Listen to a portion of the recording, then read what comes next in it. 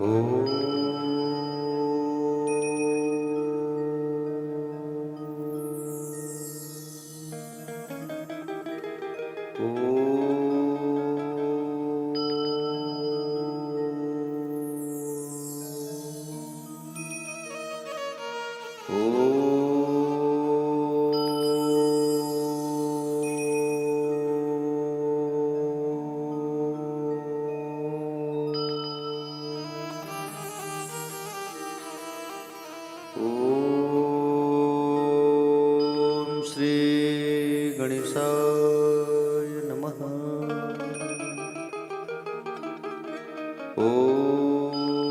श्री सरस्वत्यो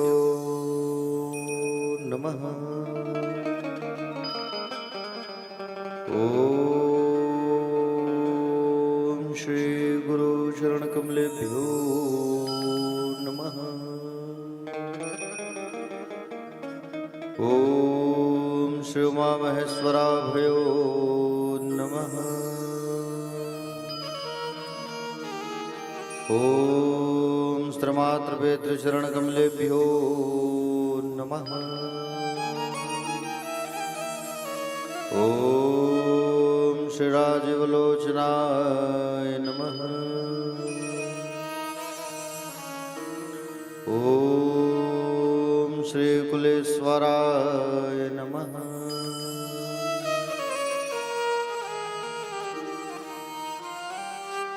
अज्ञानतिमिरान्धस्य ज्ञानाञ्जनशलाकया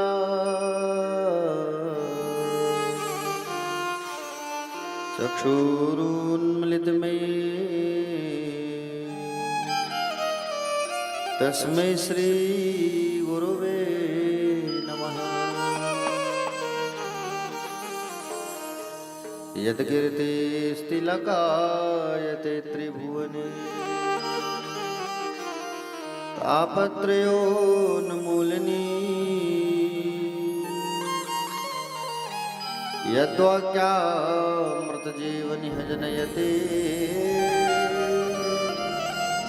स्वान्ते सतां कौतुकम् यद्रपादा शिवे सर्वार्थ साधिके शरण्ये त्र्यंबके गौरी नारायणी नमोस्तुते।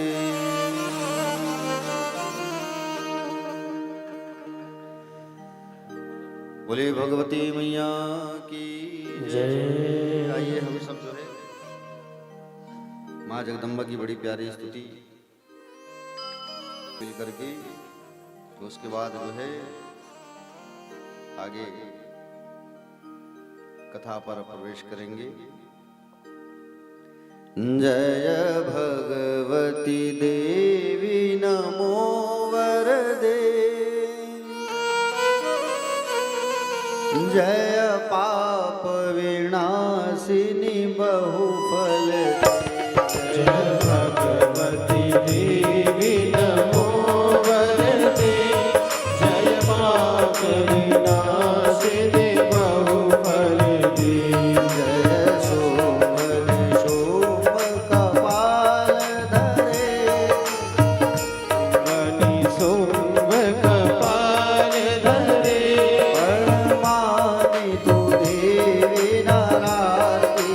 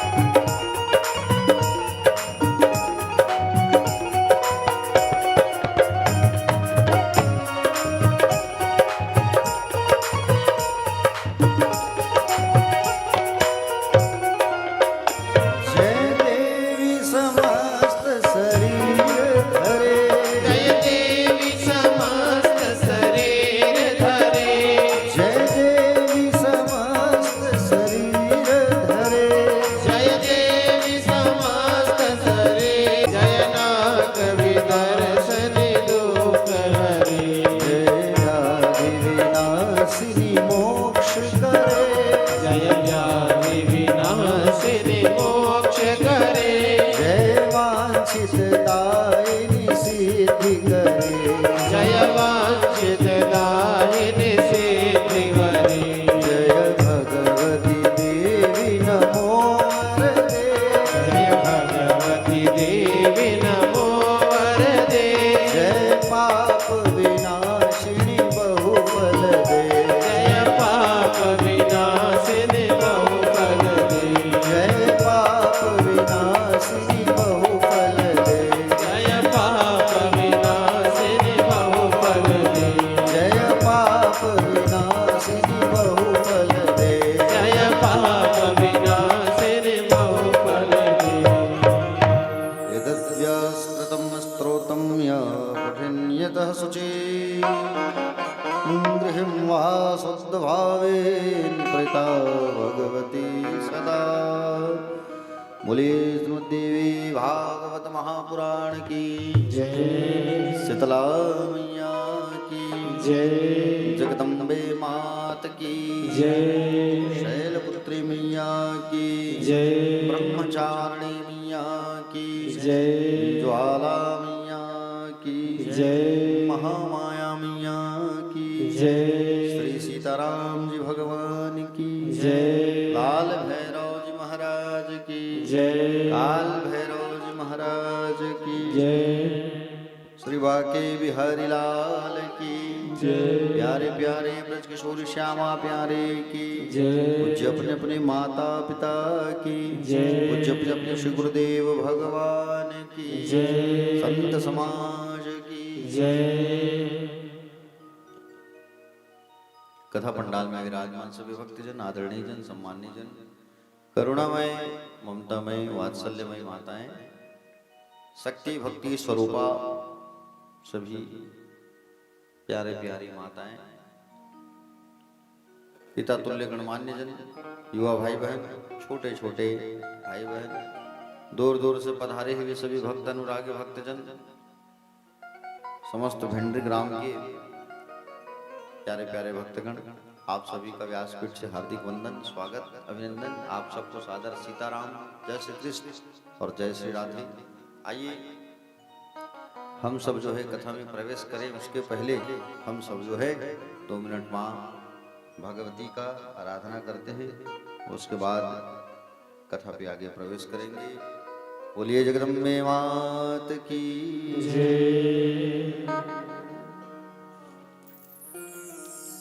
दुर्गति नाशिनी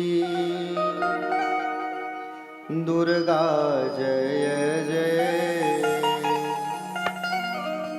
काल विनाशिनी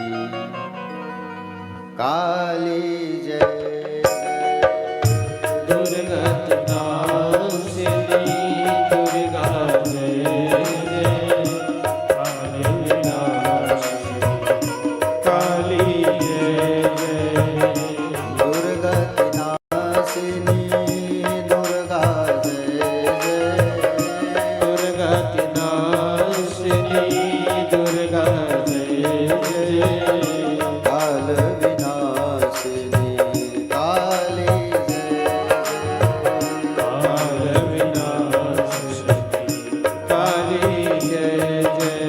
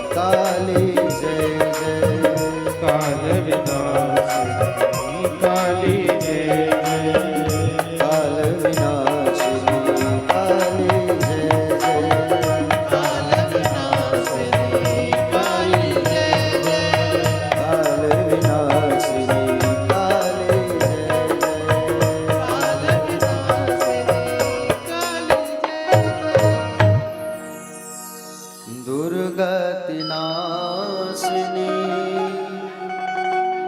दुर्गा जय जय काल विनाशिनी काली जय जय। बोली अम्बे मैया की जय।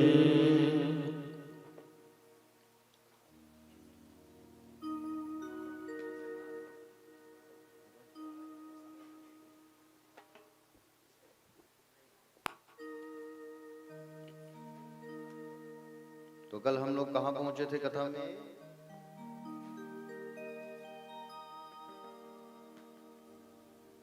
प्यारे भक्तों,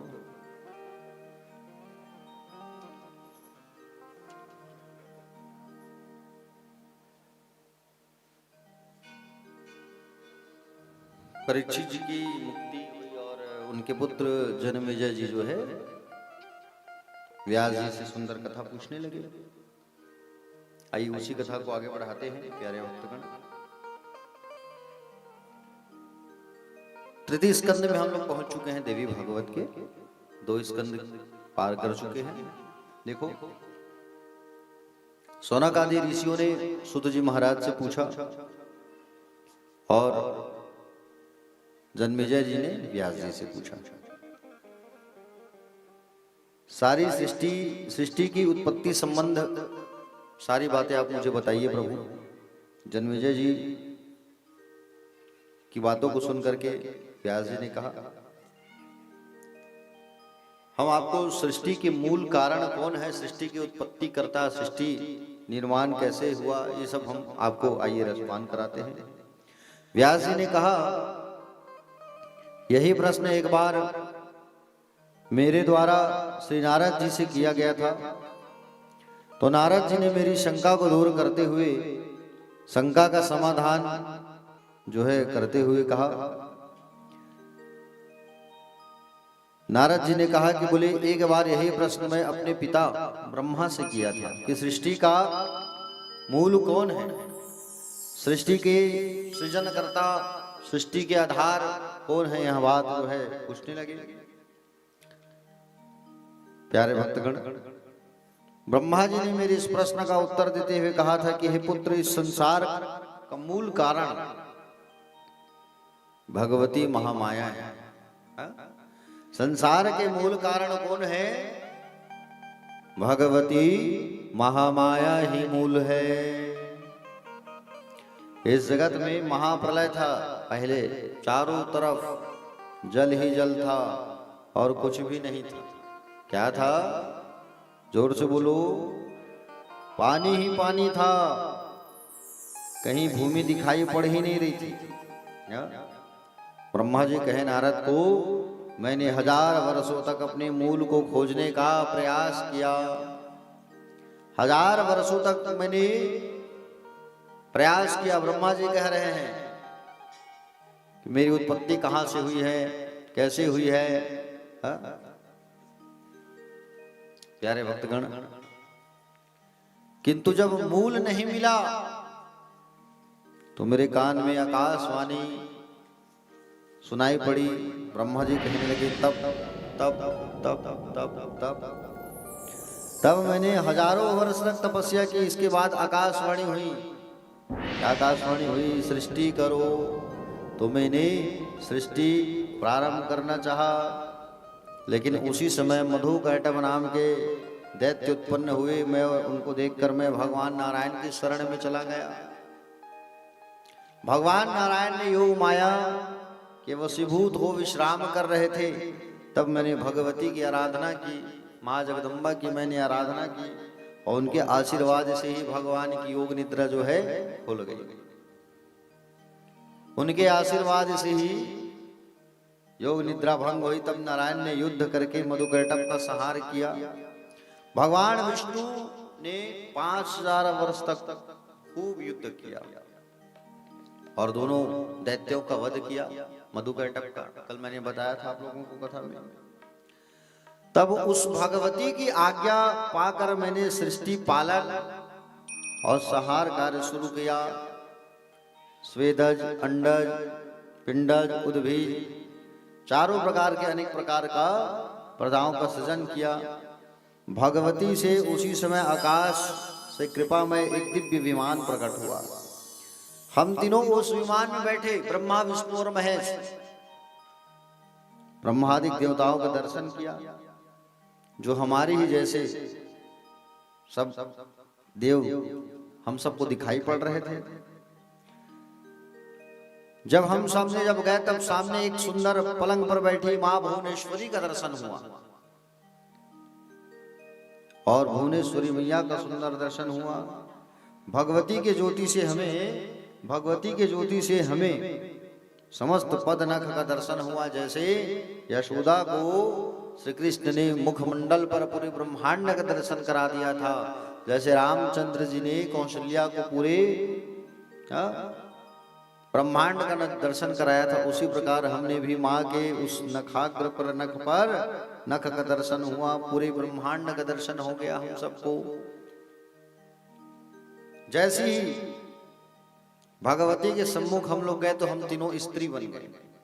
ब्रह्मा जी बताने लगे थे नारद को, ब्रह्मा, विष्णु और मैं खुद और विष्णु और शंकर जी जब भगवती के सामने गए, तो हम तीनों स्त्री रूप में परिणित हो गए।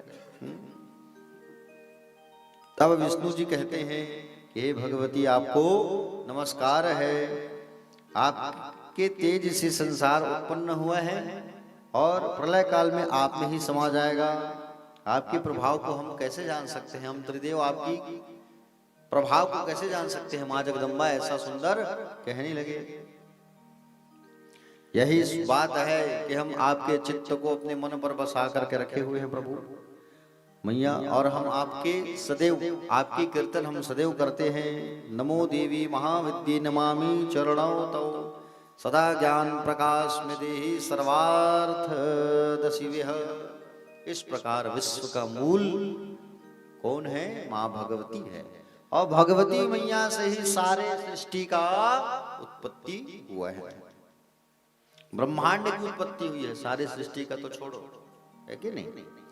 तीनों देवों की तीन शक्तियां तथा कार्य माँ जगदम्बा ही है। माँ जगदम्बा की इच्छा से ही ब्रह्मा, विष्णु और महेश जो है सृष्टि को सृजन करते हैं, पालन करते हैं और संहार करते हैं। प्यारे भक्तगण, देखो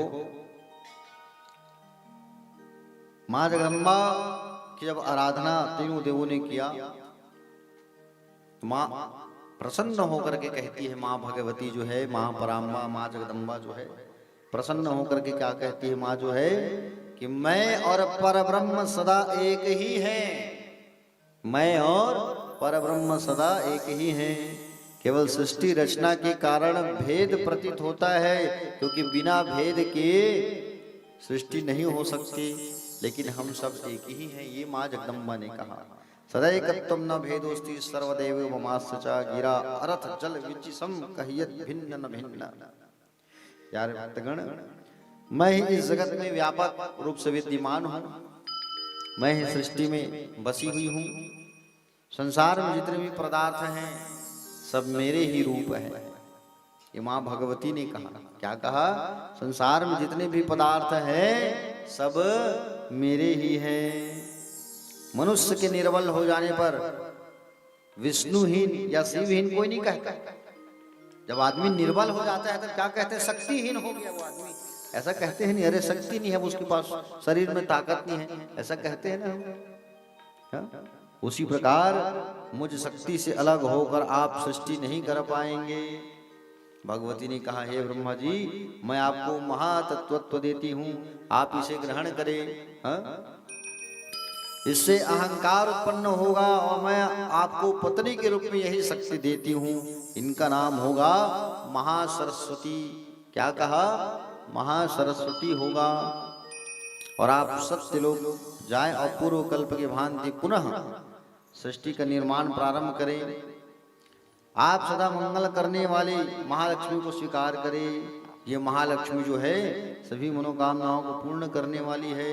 ये सदा आपके वक्ष स्थल में विराजमान होंगे। हे भोले बाबा, आप जो है महाकाली को पत्नी के रूप में स्वीकार करें।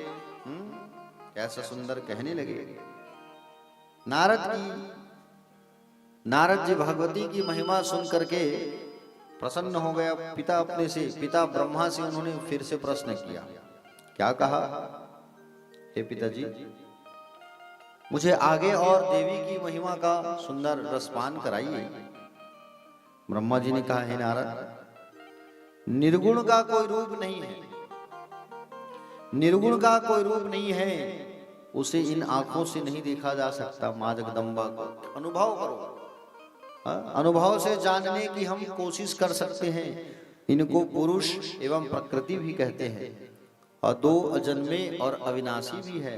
शक्ति और शक्तिमान दोनों में कोई भेद नहीं है। प्यारे, भगवान शक्ति के आधार पर ही भक्तों की रक्षा करते हैं, क्योंकि भगवान शक्ति के आधार पर ही भक्तों की रक्षा कैसे करते हैं? जब भगवान युद्ध करने जाते हैं तो उसके पीछे एक शक्ति का होना जरूरी है, तो वो उनके बल में गरज करके उन राक्षसों का संहार करते हैं। ब्रह्मा हो, चाहे विष्णु हो, चाहे शंकर जी हो, मां शक्ति के बिना कोई भी किसी का संहार नहीं कर सकते। प्यारे भक्तगण, जैसे मधुकैटभ के साथ वध करने के तो मां शक्ति की आराधना किए भगवान नारायण। महिषासुर शुंभ निशुंभ को जब कोई परास्त नहीं कर पाया तो महाशक्ति ही रक्षा करती है। महाशक्ति को हम लोग जो है शीतला, महामाया, सरस्वती, चंडी, इन नामों से हम लोग जो है आराधना करते हैं, जानते हैं और उनको प्रणाम करते हैं। प्यारे भक्तगण, भगवती का जो हृदय है उसमें करुणा बसा हुआ है। माँ जगदम्बा के हृदय में केवल दया ही भरा हुआ है। माँ तो करुणा की सागर है। और आप सब माँ भगवती के ही स्वरूप हैं। आप सब सभी नारियों में माँ जगदम्बा का ही वास होता है। प्यारे, ब्रह्मा जी बताते हैं कि माँ के हृदय में करुणा का वास होता है। दया कूट कूट के भरा हुआ है माँ जगदम्बा के अंदर। इसलिए कहते हैं, या देवी सर्वभूतेषु दया रूपेण संस्थिता, नमस्तस्यै नमस्तस्यै नमस्तस्यै नमो नमः। जैसे इंद्र का बेटा है, उसका नाम है जयंत। अब उसने जब कुदृष्टि से देखा मां को, राम जी क्रोधित में हो गए, राम जी गुस्से में आ गए। और राम जी गुस्से में आए और भयभीत होकर के वो जयंत जो है, प्यारे भक्तगण, तीनों लोकों में भागा। भगवान राम के डर के कारण जयंत तीनों लोकों में जैसे भागा, और तीनों लोकों में जब भागा तो कहीं उनको कोई आश्रय नहीं मिला। समझ रहे हो ना? तीनों लोकों में जब उन्हें कोई आश्रय नहीं मिला, तब वो जयंत फिर आया भगवान राम की शरण में। और राम की शरण में आया तो पुंछ को राम की तरफ किया है और मुख को भगवती की तरफ किया है। मानो भगवती की आराधना करते हुए कह रहा है कि माँ भगवती मेरी रक्षा करो, आप ही मेरी रक्षा कर सकते हो, और आप ही भगवान के राम की प्रबल तेज और प्रहार से आप ही मेरी रक्षा कर सकते हो। तो माँ भगवती की आराधना कर रही है। तब माँ सीता ने प्रभु राम को कहा कि आप इस जयंत को छोड़ दो। माँ के कहने पर ही भगवान राम ने जयंत को छोड़ दिया। संरक्षण पाया माँ सीता के सानिध्य में जयंत जो है। प्यारे भक्तगण, उसी प्रकार से माँ जगदम्बा जो है सबकी रक्षा करने वाली है। नारद जी से कहे, हे नारद, माँ जगदम्बा ही करुणा की सागर है और करुणा उनके अंदर कूट कूट करके भरा हुआ है। नारद जी ने कहा, हे तात, तीनों गुण का स्वरूप हमें बताइए आप, और त्रिगुणात्मक अहंकार का भी वर्णन कीजिए। है ना? त्रिगुणात्मक अहंकार क्या है? सत, रज और तम, ये तीन गुण होते हैं। समझ रहे हो ना? इसे ही त्रिगुणात्मक अहंकार कहा गया है। ब्रह्मा जी कहते हैं कि त्रिविध अहंकार की तीन शक्तियां हैं। त्रिविध अहंकार की तीन शक्तियां। पहला है सात्विक अहंकार। ध्यान से समझना कथा को, तभी समझ आएगा। पहला क्या है? सात्विक अहंकार। सात्विक अहंकार के अंदर में प्यारे भक्तगण, सात्विक अहंकार के अंतर्गत आता है ज्ञान शक्ति, है ना। राजस अहंकार के अंदर आता है क्रिया शक्ति, और तामस अहंकार के अंदर आता है अर्थ शक्ति।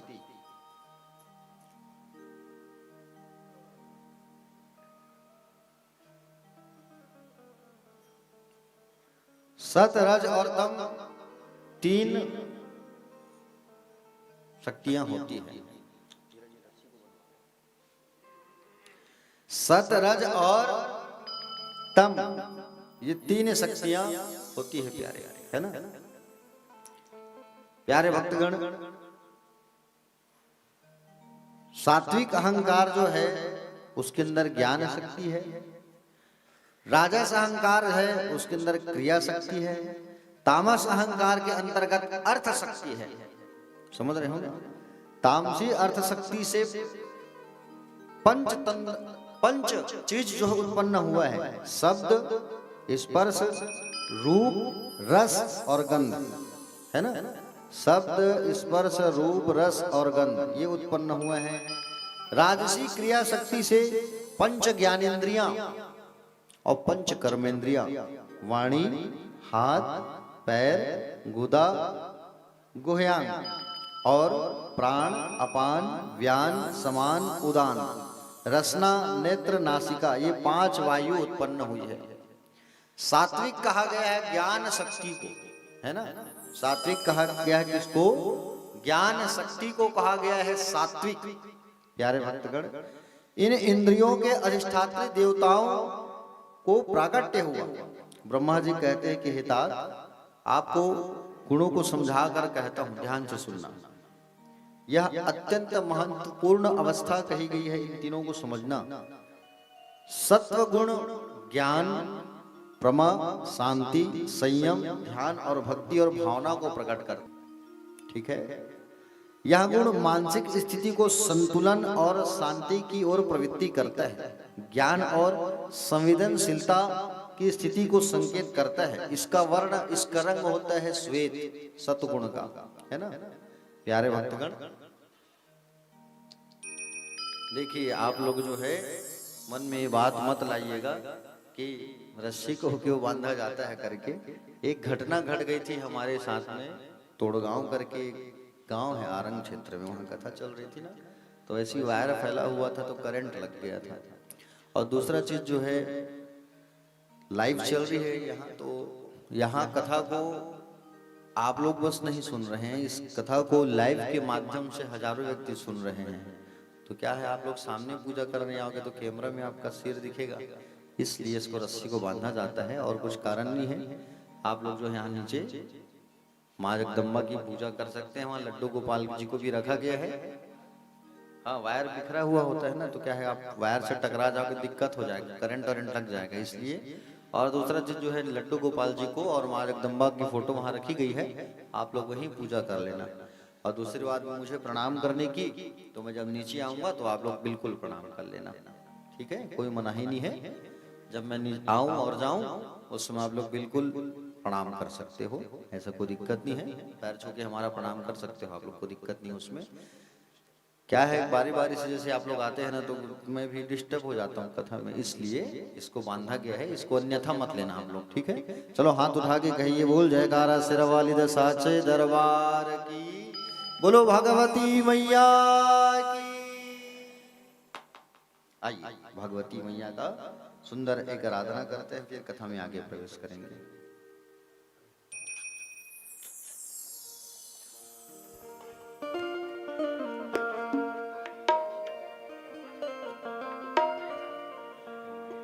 बोल दुर्गा मैया की जय।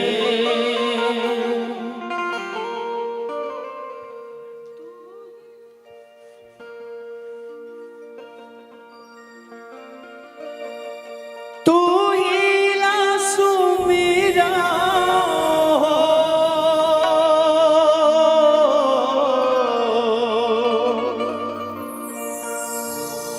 ए जगत के वो जननी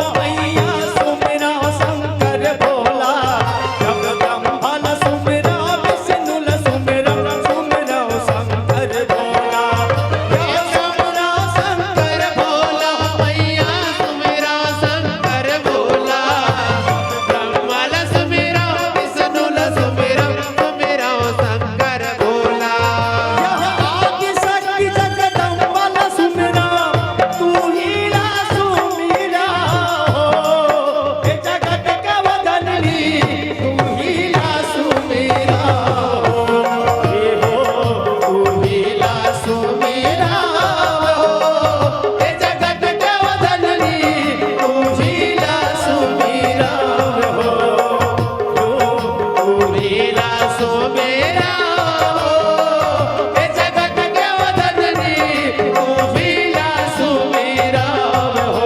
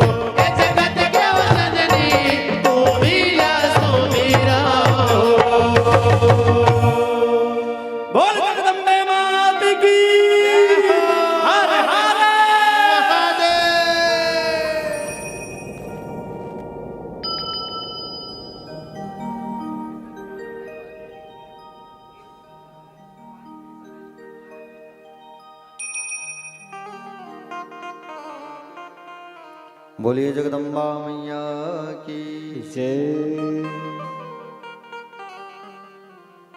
चले एक बार सब हाथ उठाइए और हाथ उठा के कहिए बोलिए भगवती मैया की राधे राधे हर हर। प्यारे भक्तगण,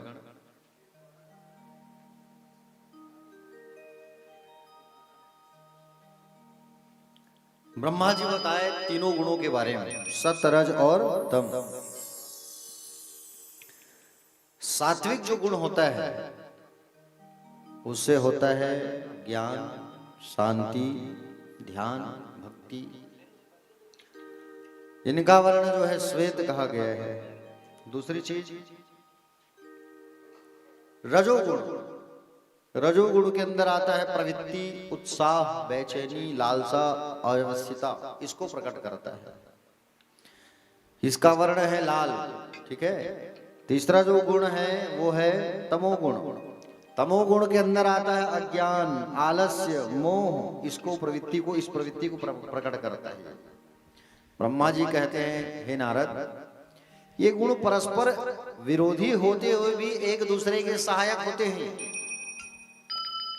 तीनों गुण अगर सही मात्रा में व्यक्ति के पास अगर हो तो सुखी हो जाता है, अन्यथा वे उसके दुख के कारण बनते हैं, ठीक है। जैसे दीपक, दिया, दीपक में बाती भी होता है, तेल भी होता है है ना। और क्या होता है, अग्नि की ज्वाला भी होती है, ठीक है। अब उसमें तीनों गुण होते हुए भी तीनों विरोधी गुण हैं, लेकिन तीनों के सहयोग से दीपक में प्रकाश होता है। हाँ? जैसे हम कथा सुन रहे हैं तो हमको गुण की आवश्यकता कौन सी होती है, सतोगुण की आवश्यकता होती है। सतोगुण मतलब शांत, ज्ञान, शांति, संयम, ध्यान, ये सतोगुण है। हाँ? उसी प्रकार से प्यारे भक्तगण, जब हम ऑफिस में जब होते हैं ना, काम करने के लिए जब जाते हैं, तो हमें रजोगुण की आवश्यकता होती है। रात्रि में जब हम विश्राम करते हैं, उसमें सोते समय तमोगुण की आवश्यकता होती है। अलग अलग गुणों का अलग अलग काम होता है प्यारे, ठीक है। जिस व्यक्ति का समय के अंदर तीनों गुण समय समय पर आता है तो व्यक्ति सुखी होता है, लेकिन व्यक्ति के अंदर केवल तमोगुण भरा हुआ है, सत और रजगुण नहीं, तो व्यक्ति जो है बेकार है। अब तमोगुण भरा है मतलब क्रोध भरा है, जिसके अंदर हमेशा, जिसके अंदर शांति नहीं है, संयम नहीं है, दिमाग नहीं है, वो तो फिर कोई व्यक्ति बेकार है फिर। हाँ? नारद जी कहने लगे कि पिताजी, बोले ये तो सब ठीक है, लेकिन अगर किसी के अंदर तमोगुण ही भरा हो, व्यक्ति अगर मूर्ख हो तब क्या करेगा, है कि नहीं। नारद जी पिता से कथा सुन रहे हैं और व्यास जी से जन्मेजय जी सुन रहे हैं इस प्रसंग को। व्यास जी कहते हैं, राजन, जगदम्बा मैया ही जगत की मूल कारण है, अतः हम सबको उनकी ही पूजन करना चाहिए। तीनों गुणों की स्वामिनी माँ जगदम्बा ही है। हाँ? उनकी कृपा से मूर्ख भी पंडित हो जाता है और निर्धन भी धनवान हो जाता है, समझ रहे हो नहीं। उनकी कृपा से मूर्ख भी पंडित हो जाता है और निर्धन भी धनवान हो जाता है माँ की कृपा से। जन्मेजय जी प्रश्न किए, बोले प्रभु एक बात बताओ, निर्धन धनवान हो जाता है ये बात तो ठीक है, किंतु मूर्ख पंडित हो जाता है ये बात मुझे समझ नहीं आया। समझ रहे हो नहीं, मूर्ख पंडित कैसे हो जाता है, ये बात आप मुझे समझाइए। तो प्यारे भक्तगण इससे कहने लगे कि बोले देखो, एक इतिहास में तुम्हें सुनाता हूं राजन, सुनो। इतिहास एक बार जो है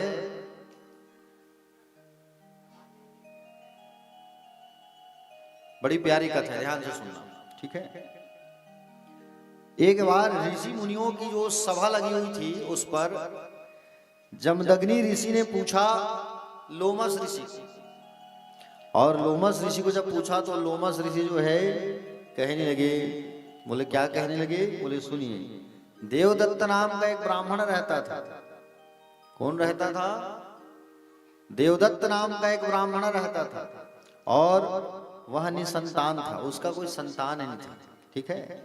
अब उसने पुत्र प्राप्ति के लिए क्या किया, यज्ञ करवाया, और यज्ञ में सारे ऋषि मुनि को बुलाया उसने, ठीक है। सुहोत्र नाम के जो मुनि थे वो ब्रह्म, याज्ञवल्क्य जी को बोले अध्वर्य, बृहस्पति जी को होता, और पैल मुनि को प्रस्तोता, और गोभल मुनि को उद्गाता बनाया, ठीक है।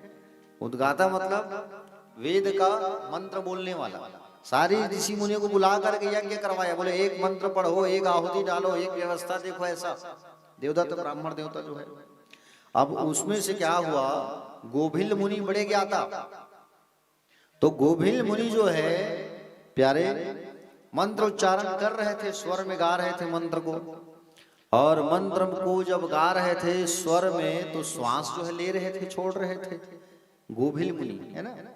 अब श्वास को छोड़ रहे थे, ले रहे थे, तो बीच बीच में रुकते थे वो, श्वास भर जाता था उनका, और बार बार श्वास लेने से स्वर जो है भंग हो रहा था। तो देवदत्त जी को क्रोध आ गया, ब्राह्मण देवता को, और देवदत्त ने कहा, मूर्खो असी मुनि मुख्याद्य स्वर भंगा स्वत्याकृता, बोले मैं तुम्हें श्राप देता हूं, स्वर भंग कर रहे हो और वेद का उच्चारण ढंग से नहीं कर रहे हो तुम। देवदत्त ब्राह्मण गुस्सा में आ गए, क्रोध में आ गए, और क्रोध में आए तो गोभिल मुनि ने श्राप दे दिया, तुम जो है आचार्य के रूप में हम लोगों को बैठाए हो और हम कैसे पढ़ेंगे, क्या करेंगे, वो तुम हमें मत सिखाओ। घर में जैसे पूजा पाठ करने वाले ब्राह्मण देवता आ गए और आसन में बैठ गए, अब वो पूजा कर रहे तो उनकी निंदा मत करो, तुम कैसे मंत्र पढ़ रहे हो, क्या पढ़ रहे हो, वो जैसे भी पढ़े और तुम वहां अगर टोका टाकी अगर कर दोगे तो तुमको ब्राह्मण दोष लग जाएगा। अब गोभिल मुनि भड़क गए देवदत्त के ऊपर और देवदत्त को उन्होंने श्राप दे दिया। हाँ? मैं तुम्हें श्राप देता हूं देवदत्त, जा कि बोले तेरा जो बेटा होगा, यज्ञ तू कर रहा है बेटा प्राप्ति के लिए, इस यज्ञ से जो बेटा होगा वो मूर्ख और गुंगा हो जाएगा, जा। श्राप दे दिया, मूर्ख हो जाओगे और तुम गुंगा हो जाओगे, तुम्हारा बेटा जो है। अब देवदत्त जो है गोभिल मुनि के चरणों को पकड़ लिए, गोभिल मुनि को प्रणाम करने लगे, क्षमा कर दो प्रभु, क्षमा कर दो, क्षमा कर दो। तो गोभिल मुनि ने कहा, बोले ठीक है, तेरा बेटा जो है पहले तो मूर्ख होगा, लेकिन बाद में माँ भगवती की कृपा से वो विद्वान हो जाएगा, जगदम्बा की कृपा से। यज्ञ की पूर्णाहुति के बाद देवदत्त की पत्नी रोहिणी गर्भवती हुई और रोहिणी नक्षत्र जब आया तब सुंदर उन्होंने एक बालक को जन्म दिया। किसको जन्म दिया? एक बेटा को जन्म दिया। उसका नाम रखा गया उतथ्य। क्या नाम रखा गया? उतथ्य। उतथ्य, ठीक है। धीरे धीरे उतथ्य जो है बड़ा होने लगा, यज्ञोपवीत संस्कार हुआ। लेकिन यज्ञोपवीत मतलब होता है जनेऊ, है ना। छत्तीसगढ़ी में बहुत बरवा, ये तो महाराज के लेकर बरवा हो गएगा, आधा शादी हो गई, उसी कहते नहीं। हाँ, तो यज्ञोपवीत होने के बाद भी वो जनेऊ नहीं पहनता था। जनेऊ संस्कार होने के बाद अब जनेऊ पहनना चाहिए। हाँ, जनेऊ संस्कार होने के बाद भी अगर कोई जनेऊ नहीं पहनता है तो उसे मूर्ख ब्राह्मण कहा जाता है। जिनका जनेऊ हो गया है उनको जनेऊ पहनना चाहिए, जनेऊ का पालन करना चाहिए, है कि नहीं। प्यारे भक्तगण, वह निरक्षर ही रहा, पढ़ाई लिखाई में ध्यान नहीं। उतथ्य की सर्वथा निंदा होने लगी गांव गांव में, क्योंकि उसको श्राप मिले है ना गोभिल मुनि द्वारा, तेरा बच्चा जो होगा पहले मूर्ख बनेगा। अब ये उतथ्य मुनि जो है प्यारे गंगा नदी के किनारे चले आए और पर्णकुटी बना करके वनवासी जीवन व्यतीत करने लगा और मन में संकल्प किया कि मैं असत्य नहीं बोलूंगा। उतथ्य जो है, ठीक है, मन में संकल्प कर लिया कि मैं असत्य नहीं बोलूंगा। ना सत्यम प्रब्रवीम्यहम्, ऐसी दृढ़ प्रतिज्ञा करके ब्रह्मचर्य का व्रत का पालन करते हुए जीवन बिताने लगा, आश्रम में रहने लगा। उतथ्य जो है निवास करता हुआ वह ब्राह्मण सत्य भाषण करने लगा, कभी झूठ नहीं बोलता था, सही बात करता था, सत्य बात ही करता था वो। और सत्य बात करते करते प्यारे भक्तगण उसके जीवन बीतने लगी। सत्य निष्ठा से प्रभावित होकर प्यारे भक्तगण जब वो सत्य बोलता था, झूठ नहीं बोलता था, उतथ्य जो है, तो उसका नाम रखा गया सत्यव्रत। क्या नाम रखा गया? सत्यव्रत नाम रखा गया। 14 वर्ष व्यतीत हो गया रहते रहते गंगा नदी के किनारे सत्य। एक दिन एक शिकारी किरात शिकार करते करते आया और सुअर से मारा धनुष बाण से, सुअर को। और सुअर को जैसे बाण मारा तो बाण जो है सुअर को पड़ा, वो सुअर भागते भागते उतथ्य के पास आ गया और उतथ्य के पास आया और झाड़ी में छुप गया। अब वो शिकारी आया, ठीक है ना। जब वो सुअर जो है उनके पास अब गुजरा तो उतथ्य के मुंह से क्या निकला? एम एम एम, ऐसा। और ये एम क्या है? बीज मंत्र है। ये एम एम जब निकला उतथ्य के मुंह से, उच्चारण हो गया, अनायास बीज मंत्र निकलने लगा और वो सुअर झाड़ी में जाके छिप गया। इतने में वो शिकारी आया, पूछा, हे विप्रवर, वहां सुअर कहाँ गए हैं? आप देखे हो? बताओ। वो मेरा शिकार है, मेरा परिवार पूरा भूखा है, तो ले जाऊंगा, सब्जी बना के हम लोग सब खाएंगे, मेरा परिवार भूखा है, बताओ, आपने देखा है? अब व्याध शिकारी के इस बार बार पूछने पर वो अचंभित हो गए। सत्यव्रत जो है कहने लगे, क्या कहूँ इसको, मैं तो जीवन में झूठ नहीं बोला और झूठ नहीं बोलने का मैंने ठान लिया है, क्या करूँ समझ नहीं आ रहा है। हा? लेकिन बोले अगर किसी जीव की जान बचाना है और वहां झूठ बोल दिया जाए तो वो झूठ झूठ नहीं कहलाता। किसी की बेटी की शादी लग रही है और वहां झूठ बोलना पड़ रहा है रिश्ता बनाने के लिए, तो वो झूठ झूठ नहीं कहलाता। गौ माता की अगर गौ माता को कोई मार रहा है और गौ माता को बचाने के लिए अगर तुमने झूठ कहा तो वो झूठ झूठ नहीं कहलाता।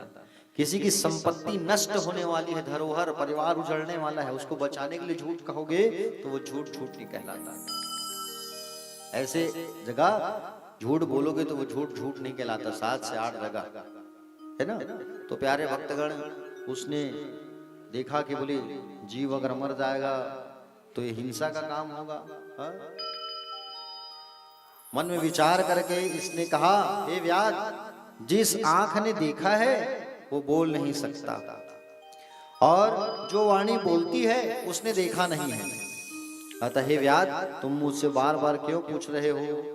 या पश्यति न सा ब्रुते, या ब्रुते सा न पश्यति। अहो व्यास, स्वकार्यार्थिन किम पृच्छसि पुनः पुनः। मुझसे बार बार मत पूछो तुम। मुनि के ऐसा कहने पर, उतथ्य के सत्यव्रत के ऐसा कहने पर वो वहां से चला गया। इस प्रकार वो सत्यव्रत जो है दूसरे जन्म में क्या बना? वाल्मीकि नाम के महान कवि बनी। यही सत्यव्रत जो है। हा? प्यारे भक्तगण, वो सुअर को देख करके सत्यव्रत ने क्या उच्चारण किया था? एम एम, ऐसा शब्द उच्चारित हो गया था। बीज मंत्र बार बार मुंह से निकला था, जिससे भगवती मैया प्रसन्न हो करके उसे दुर्लभ विद्या प्रदान कर दिया। सत्यव्रत, ठीक है। और सत्यव्रत जो है मूर्ख से ज्ञानी बन गया, मूर्ख से पंडित बन गया। जन्मेजय, तुम्हें बात अब समझ आ गई ना कि मूर्ख से पंडित कैसे बना देती है माँ भगवती मैया, निर्धन को धनवान कैसे बना देती है जगदम्बा मैया। ये बात समझ में तो आ गया ना? बोले हाँ गुरुदेव, मुझे समझ आ गया। बोले आगे कहा गया है कि बोले जन्मेजय कहते हैं, व्यास जी आप भगवती मैया के यज्ञ का विस्तार पूर्वक वर्णन कीजिए। उनका विधि विधान कैसे करना चाहिए, पूजन कैसे करना चाहिए, यज्ञ कैसे करना चाहिए, ये आप हमें बताइए। ऐसा सुंदर जन्मेजय जी महाराज पूछने लगे व्यास जी से। व्यास जी ने कहा, राजन, यज्ञ 3 प्रकार के होते हैं, सात्विक, राजसी और तामसी। संतों के लिए सात्विक यज्ञ कहा गया है, राजाओं के लिए राजसी यज्ञ कहा गया है, राक्षसों के लिए तामसी यज्ञ कहा गया है। ठीक है। देश काल द्रव्य मंत्र ब्राह्मण तथा श्रद्धा पवित्र हो वहीं सात्विक यज्ञ होता है। ठीक है। स्थान, परिस्थिति, स्थिति, मंत्र और ब्राह्मण जब पवित्र हो, शुद्ध हो, तो वहां सात्विक यज्ञ होती है। ठीक है। यज्ञकर्ता का मन शुद्ध है, शुद्ध क्रिया है, मंत्र शुद्ध है, तो यज्ञ का सुंदर फल अवश्य मिलता है। पांडवों ने राजसू यज्ञ किया, फिर भी उनको कष्ट सहना पड़ा। हाँ? समझ रहे हो ना? ज्ञानी लोग ऐसी कल्पना करते हैं कि निश्चित रूप से यज्ञ से कोई अव्यवस्था नहीं होगी। यज्ञाचार्य के भेद से भी यज्ञ का फल उल्टा प्राप्त होता है। ठीक है ना? इसलिए यज्ञ करने वाला और करवाने वाले का मन जो है यज्ञ में ही अच्छा होना चाहिए। जैसे इंद्र जो है दैत्यों के मामा विश्वरूप को गुरु बना, तो यज्ञ करवाया, तो वो क्या किया? विश्वरूप जो है भांजों के नाम से आहुति चुपके से डाल देता था, लेकिन संकल्प देवताओं का रहता था। संकल्प देवताओं का करते थे, लेकिन पुष्टि दैत्यों का करते थे। अर्थात भाव ये है कि यजमान हो चाहे यज्ञाचार्य, किसी के मन में भी विकृति होगी तो यज्ञ फल नहीं मिलता। अब यज्ञ में बैठे हो, जैसे आप कह रहे हो स्वाहा स्वाहा, पड़ोसी तुम बात कर रहे थे, आता हूँ बैठ के, वो यज्ञ फल नहीं मिलेगा। मान लो यज्ञ में आप बैठे हो, स्वाहा स्वाहा, मोबाइल की घंटी बज गया, हम मोबाइल को उठा बात कर रहे हो, अब बात खत्म, फिर आप कहे स्वाहा, तो यज्ञ फल ही नहीं मिलेगा। अब यज्ञ कर ही रहे हो, मान लो सांकला खत्म हो गया, गुस्सा आ गया, अरे सांकला तो लाओ, महाराज जी मंत्र पढ़ रहे हैं, यज्ञ का फल ही नहीं मिलेगा। समझ रहे हो? हाँ, हवन कर ही रहे हो, स्वाहा स्वाहा, ये महाराज कतिक बिल यज्ञ करा है, घर जाना है, भूख लगा थे, वो यज्ञ का फल ही नहीं मिलेगा। समझ रहे हो ना? यज्ञ करते समय ध्यान और मन जो है केंद्रित होना चाहिए। यजमान हो या यज्ञाचार्य, किसी की भी मन में विकृति ना हो, सबका मन जो है एकाग्रचित्त होना चाहिए, तभी यज्ञ का फल जो है प्राप्त होता है। ठीक है। जैसे दशरथ जी ने यज्ञ किया, पुत्र कामेष्टि यज्ञ, वशिष्ठ जी को बुला कर, मन पवित्र था, तन भी पवित्र था, तो आगमन किसका हुआ? चारों भैया का आगमन हुआ, राम जी का, लक्ष्मण जी का, भरत का और शत्रुघ्न का। चारों भैया आए कि नहीं आए? प्यारे भक्तगण, जन्मेजय प्रश्न करते हैं, भगवान नारायण ने किस प्रकार अंबिका यज्ञ किया, ये मुझे जानना है। व्यास जी कहते हैं, सुनो, हम आपको बताते हैं। भगवान विष्णु ने मां भगवती को प्रसन्न करने के लिए संगोपांग नाम का एक यज्ञ किया था। विष्णु जी ने सबसे पहले भगवती मैया का यज्ञ किया था, जिसका नाम क्या था? संगोपांग नाम का यज्ञ किया। जब भगवती ने अपनी विग्रह से 3 शक्तियों को जब प्रकट किया, तो वो ही तीनों शक्ति ब्रह्मा, विष्णु और महेश बन गए। 3 शक्ति को प्रकट की मां जगदम्बा जो है, और वही 3 शक्ति क्या बन गए? ब्रह्मा, विष्णु और महेश बन गए। विष्णु भगवान ही आधार शक्ति पृथ्वी को प्रकट किया, और शेष मस्तक पर धारण किया गया, पृथ्वी को शेष के मस्तिष्क पर भार दिया गया, तथा भूमि को संतुलित करने के लिए भगवान विष्णु जो है पर्वतों को स्थापित किए, संतुलन बना रहे पृथ्वी का। समझ रहे हो ना? इसके बाद इसलिए पर्वतों का नाम महीधर पड़ा है। ठीक है। ब्रह्मा जी ने सृष्टि प्रारंभ किया, और ब्रह्मा जी ने सृष्टि प्रारंभ किया तो मरीचि, अत्रि, नारद आदि 10 पुत्रों को जन्म दिया। उसके बाद देवता, दानव, मनुष्य, पशु आदि की सृष्टि हुई। कश्यप जी की जो पत्नियां थी, उन्होंने पक्षियों को प्रकट किया। अब आप कहेंगे कैसे पक्षी? तो गरुड़, अरुण, ये लोग पक्षी है। तो इनकी माँ, इनके पिता कौन है? कश्यप, और कश्यप की पत्नी से ही इनका जन्म हुआ है। ठीक है। प्यारे भक्तगण, ब्रह्मा जी ने अपने दक्षिण भाग से, दक्षिण भाग मतलब दायां भाग से मनु, और बायां भाग से शत्रुपा को जन्म दिया। मनु और शत्रुपा जिनके मैथुन पद्धति से सृष्टि का कार्य जो है आगे बढ़ा, और मनु और शत्रुपा के 5 संतान हुए, है ना? आकुति, देवहूति और प्रसूति, उत्तानपाद और प्रियव्रत, ये 5 संतान हुए मनु और शत्रुपा के। और हम सब भी मनु और शत्रुपा के ही संतान हैं, याद रखना आप लोग। ठीक है। तो 5 संतान इनके हुए।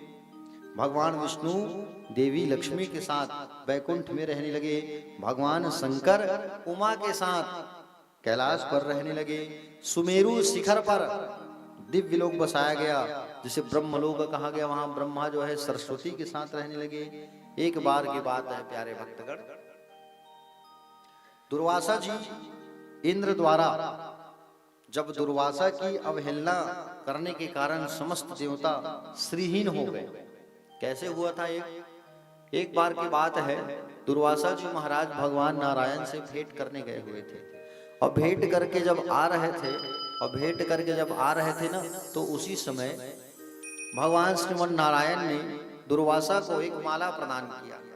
बोले भैया इस माला को रखो, आशीर्वाद स्वरूप दिया। और जैसे माला दिया तो दुर्वासा जी वहां से आ रहे थे, मार्ग में सोचा चलो मैं इंद्र के यहाँ चले जाऊं और इंद्र से मुलाकात करूं। अब रास्ता वही है, तो इंद्र से चलो भेंट किया जाए, और इंद्र से भेंट किया जाए, ऐसा कहा करके विचार करके उन्होंने इंद्र के पास प्रवेश किया। और इंद्र के पास जब गए तो इंद्र ने स्वागत किया, सत्कार किया, आइए आइए महाराज स्वागत है आपका। और स्वागत करने के पश्चात प्यारे भक्तगण, दुर्वासा जी महाराज उसी माला को इंद्र के गले में डाल दिए। अब इंद्र जो है उस माला को निकाल करके क्या कर दिए? ऐरावत के गले में डाल दिए। अब इरावत के गले में जब माला गया तो इरावत उस माला को निकाल के पैरों से खुंदने लगा। दुर्वासा जी ने श्राप दे दिया।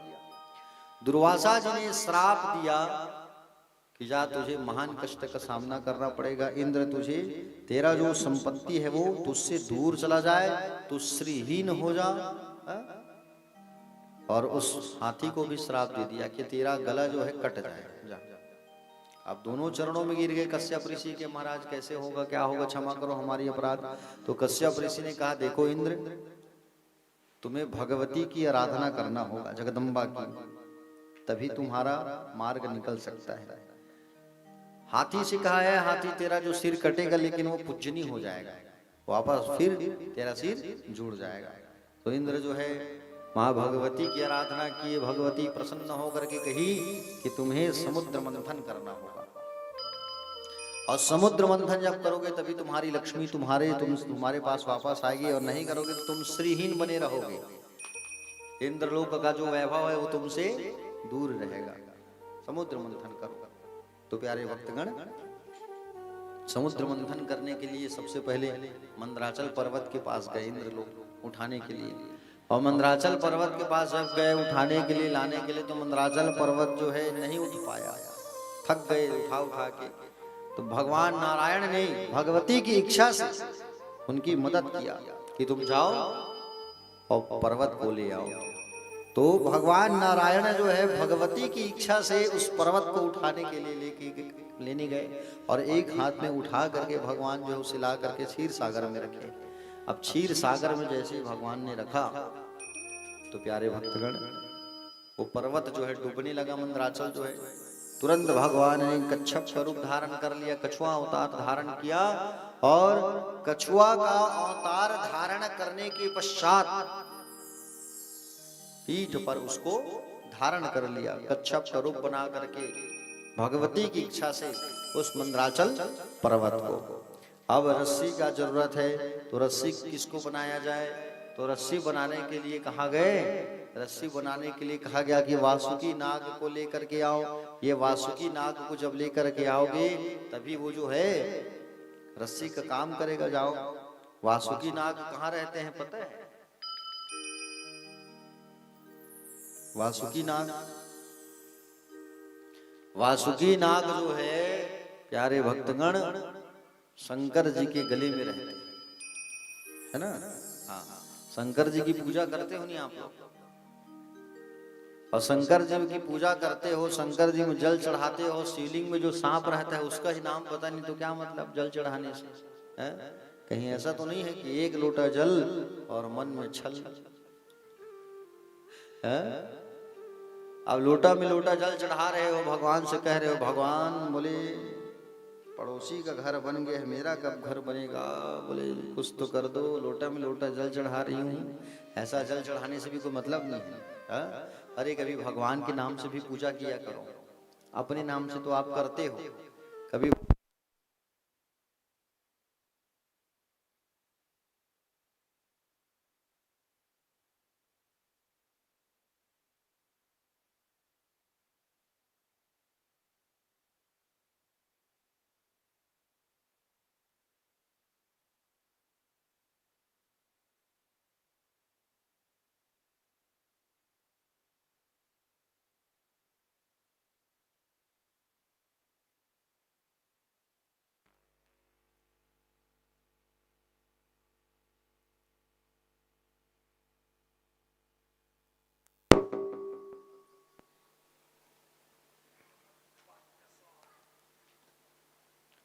बोलिए भगवती मैया की।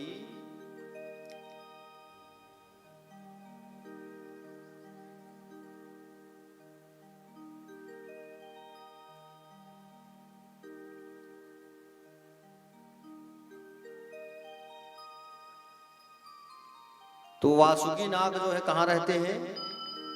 वासुकी नाग जो है रहते हैं शंकर जी। और शंकर जी की पूजा आप लोग करते हो ना? कितने लोग करते हो? हाथ उठाओ। शंकर जी में जल कितने लोग चढ़ाते हो? सबको चढ़ाना चाहिए है? और शंकर जी में जल जो है सबको चढ़ाना चाहिए, क्योंकि भगवान शिव की अभिषेक करने से ज्ञान की प्राप्ति होती है, शुद्धता की प्राप्ति होती है। शिव का अर्थ ही है कल्याण, है ना। इसलिए भगवान शिव की पूजा, देखो हमारे 5 देव हैं, पंचदेव, जिसकी पूजा हम लोगों को हमेशा करना चाहिए। पंचदेव, पहला है गणेश, दूसरे हैं सूर्य, तीसरे हैं माँ जगदम्बा भगवती, चौथा है विष्णु और पांचवा है शिव। ये 5 देवताओं की ध्यान वंदना हमको सबको करना चाहिए। हाँ? प्यारे भक्तगण, तो वासुकी नाग भगवान शंकर के गले में रहते हैं और शंकर जी संसार का संहार करने का काम करते हैं भगवती की इच्छा से। वासुकी नाग के पास जब गए तो वासुकी नाग मना कर दिया, बोले मैं नहीं जा सकता, बोले मुझे तुम लोग जो है रस्सी बना के पर्वत में लपेटोगे, खींचोगे, बोले नहीं हो सकता, मना कर दिया, मैं नहीं आ सकता। प्यारे भक्तगण, जब मना कर दिया तब भगवान नारायण ने भगवती की आराधना की, तब भगवती की इच्छा से वासुकी नाग भगवान शंकर के गले से उतर करके वापस आए। समझ रहे हो ना। हाँ, आइए शंकर जी की आराधना करते हैं हम लोग। बोले महाकाल महाराज की जय। हो जब हर हर हर हर भोला, हो गुरु महादेव, जप हर हर हर हर भोला, गुरु महादेव।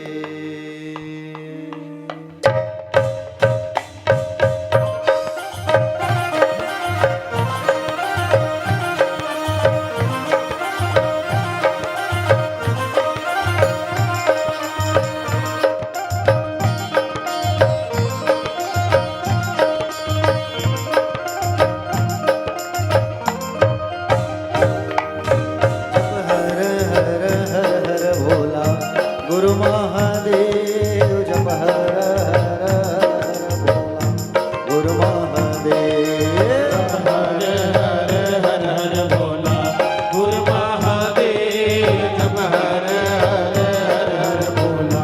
गुरु महादेव, जप हर हर हर भोला, गुरु महादेव, जप हर हर हर हर भोला, गुरु महादेव, जप हर हर हर हर भोला, गुरु महादेव, जप हर हर हर हर भोला, गुरु महादेव,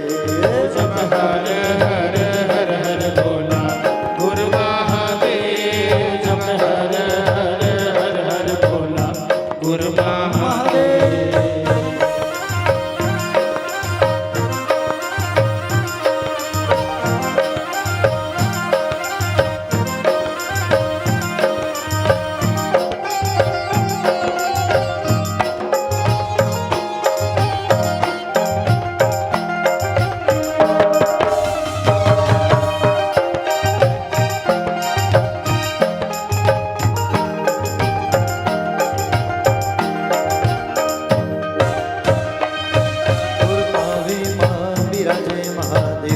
चंदन खड़ौआ तुर पावे माँ बिराजे महादेव, चंदन खड़ौआ तुर पावे माँ बिराजे महादेव, चंदन खड़ौआ तुर पावे माँ बिराजे महादेव, चंदन खड़ौआ तुर कमर माँ बिराजे महादेव, भगवा की छाला तुर कमर माँ बिराजे महादेव, भगवा की छाला तुर कमर माँ बिराजे महादेव,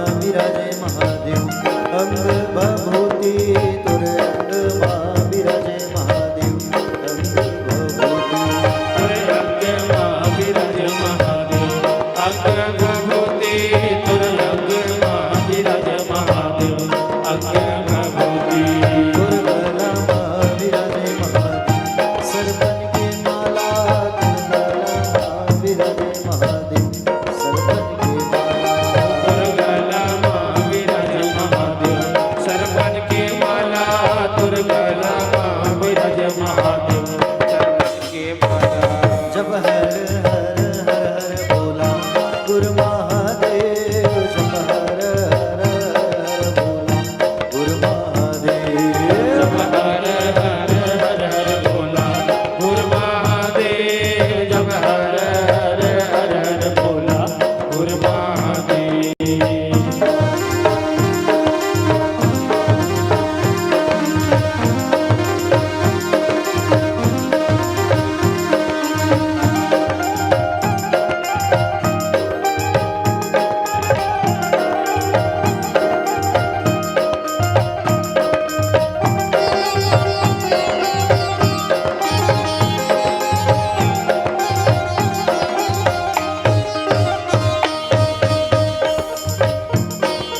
गुरु माथे महाविराजे महादेव तुझे के चंदा गुरु माथे महाविराजे महादेव तुझे के चंदा तुरमाते महाविराज महादेव तुझे के चंदा तुरमाते महाविराज महादेव तुझे के चंदा गुरु जटा महाविराजे महादेव गंगा के धारा गुरु जटा महाविराजे महादेव गंगा के धारा जटा महाविराज महादेव सरगा के माला दुर्गला महाविराज महादेव सरगा के माला जब हर हर हर हर बोला गुरु महादेव जब हर हर हर हर बोला गुरु महादेव हर हर हर हर बोला गुरु महादेव जब हर हर हर हर बोला गुरु महादेव जब हर हर हर हर बोला गुरु महादेव जब हर हर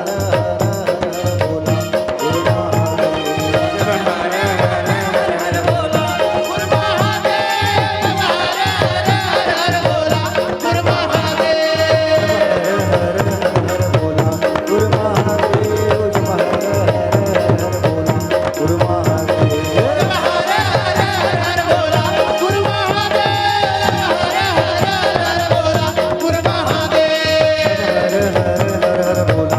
महादेव जब हर हर हर बोला गुरु महादेव हर हर हर हर बोला गुरु महादेव जब हर हर हर हर बोला गुरु महादेव हर हर तो वासुकी नाग जी आए और वासुकी नाग आ करके मंदराचल पर्वत पर रस्सी का काम करने लगे। प्यारे भक्तगण, देवताओं और राक्षसों की मदद से मंथन का कार्य प्रारंभ हुआ। राक्षसों को कहा गया कि बोले भैया अमृत निकलेगा, अमृत का प्रलोभन दिया गया और अमृत जो निकलेगा उसी अमृत को आपस में बांटेंगे। ये राक्षस और देवता दोनों भाई हैं ये लोग, ठीक है। हाँ, एक ही बाप के संतान है, वो तो सत्ता और सिंहासन के लिए दोनों लड़ पड़े हैं। हाँ, मंथन कार्य जब प्रारंभ हुआ तो सबसे पहले उस मंथन से कालकूट विष निकला, जहर। क्या निकला? जहर निकला। और जहर जब निकला तो जहर को भगवान शंकर को दिया गया। हाँ? शंकर जी जब आए तो शंकर जी उसे हाथों में पकड़ करके सुंदर पीने लगे। और शंकर जी जब पीने लगे तो उसको अपने कंठ में ही रख लीजिए और उनका कंठ नीला पड़ गया, नीला नीला दिखाई देने लगा। अच्छा, भगवान शंकर का रंग कैसा है बताओगे आप लोग? बताओ, शंकर जी का रंग कैसा है? सफेद है कि नीला है कि काला है? अच्छा चलो, सफेद वाले कितने हैं? हाथ उठाओ। हाँ, अच्छा, काला वाले कितने हैं? भगवान शंकर के रंग करिया है। चलो, कितने लोग हैं? कोई नहीं, ठीक। अच्छा, भगवान शंकर का रंग नीला है। नीला वाले कितने हो, हाथ उठाओ। अधिकांश सभी जन नीला वाले हो, है? लेकिन मैं बताता हूं, भगवान शंकर के रंग है नीला है ना करिया है। भगवान शंकर सफेद है। कैसे है? भगवान शंकर का रंग जो है सफेद है भैया। हाँ?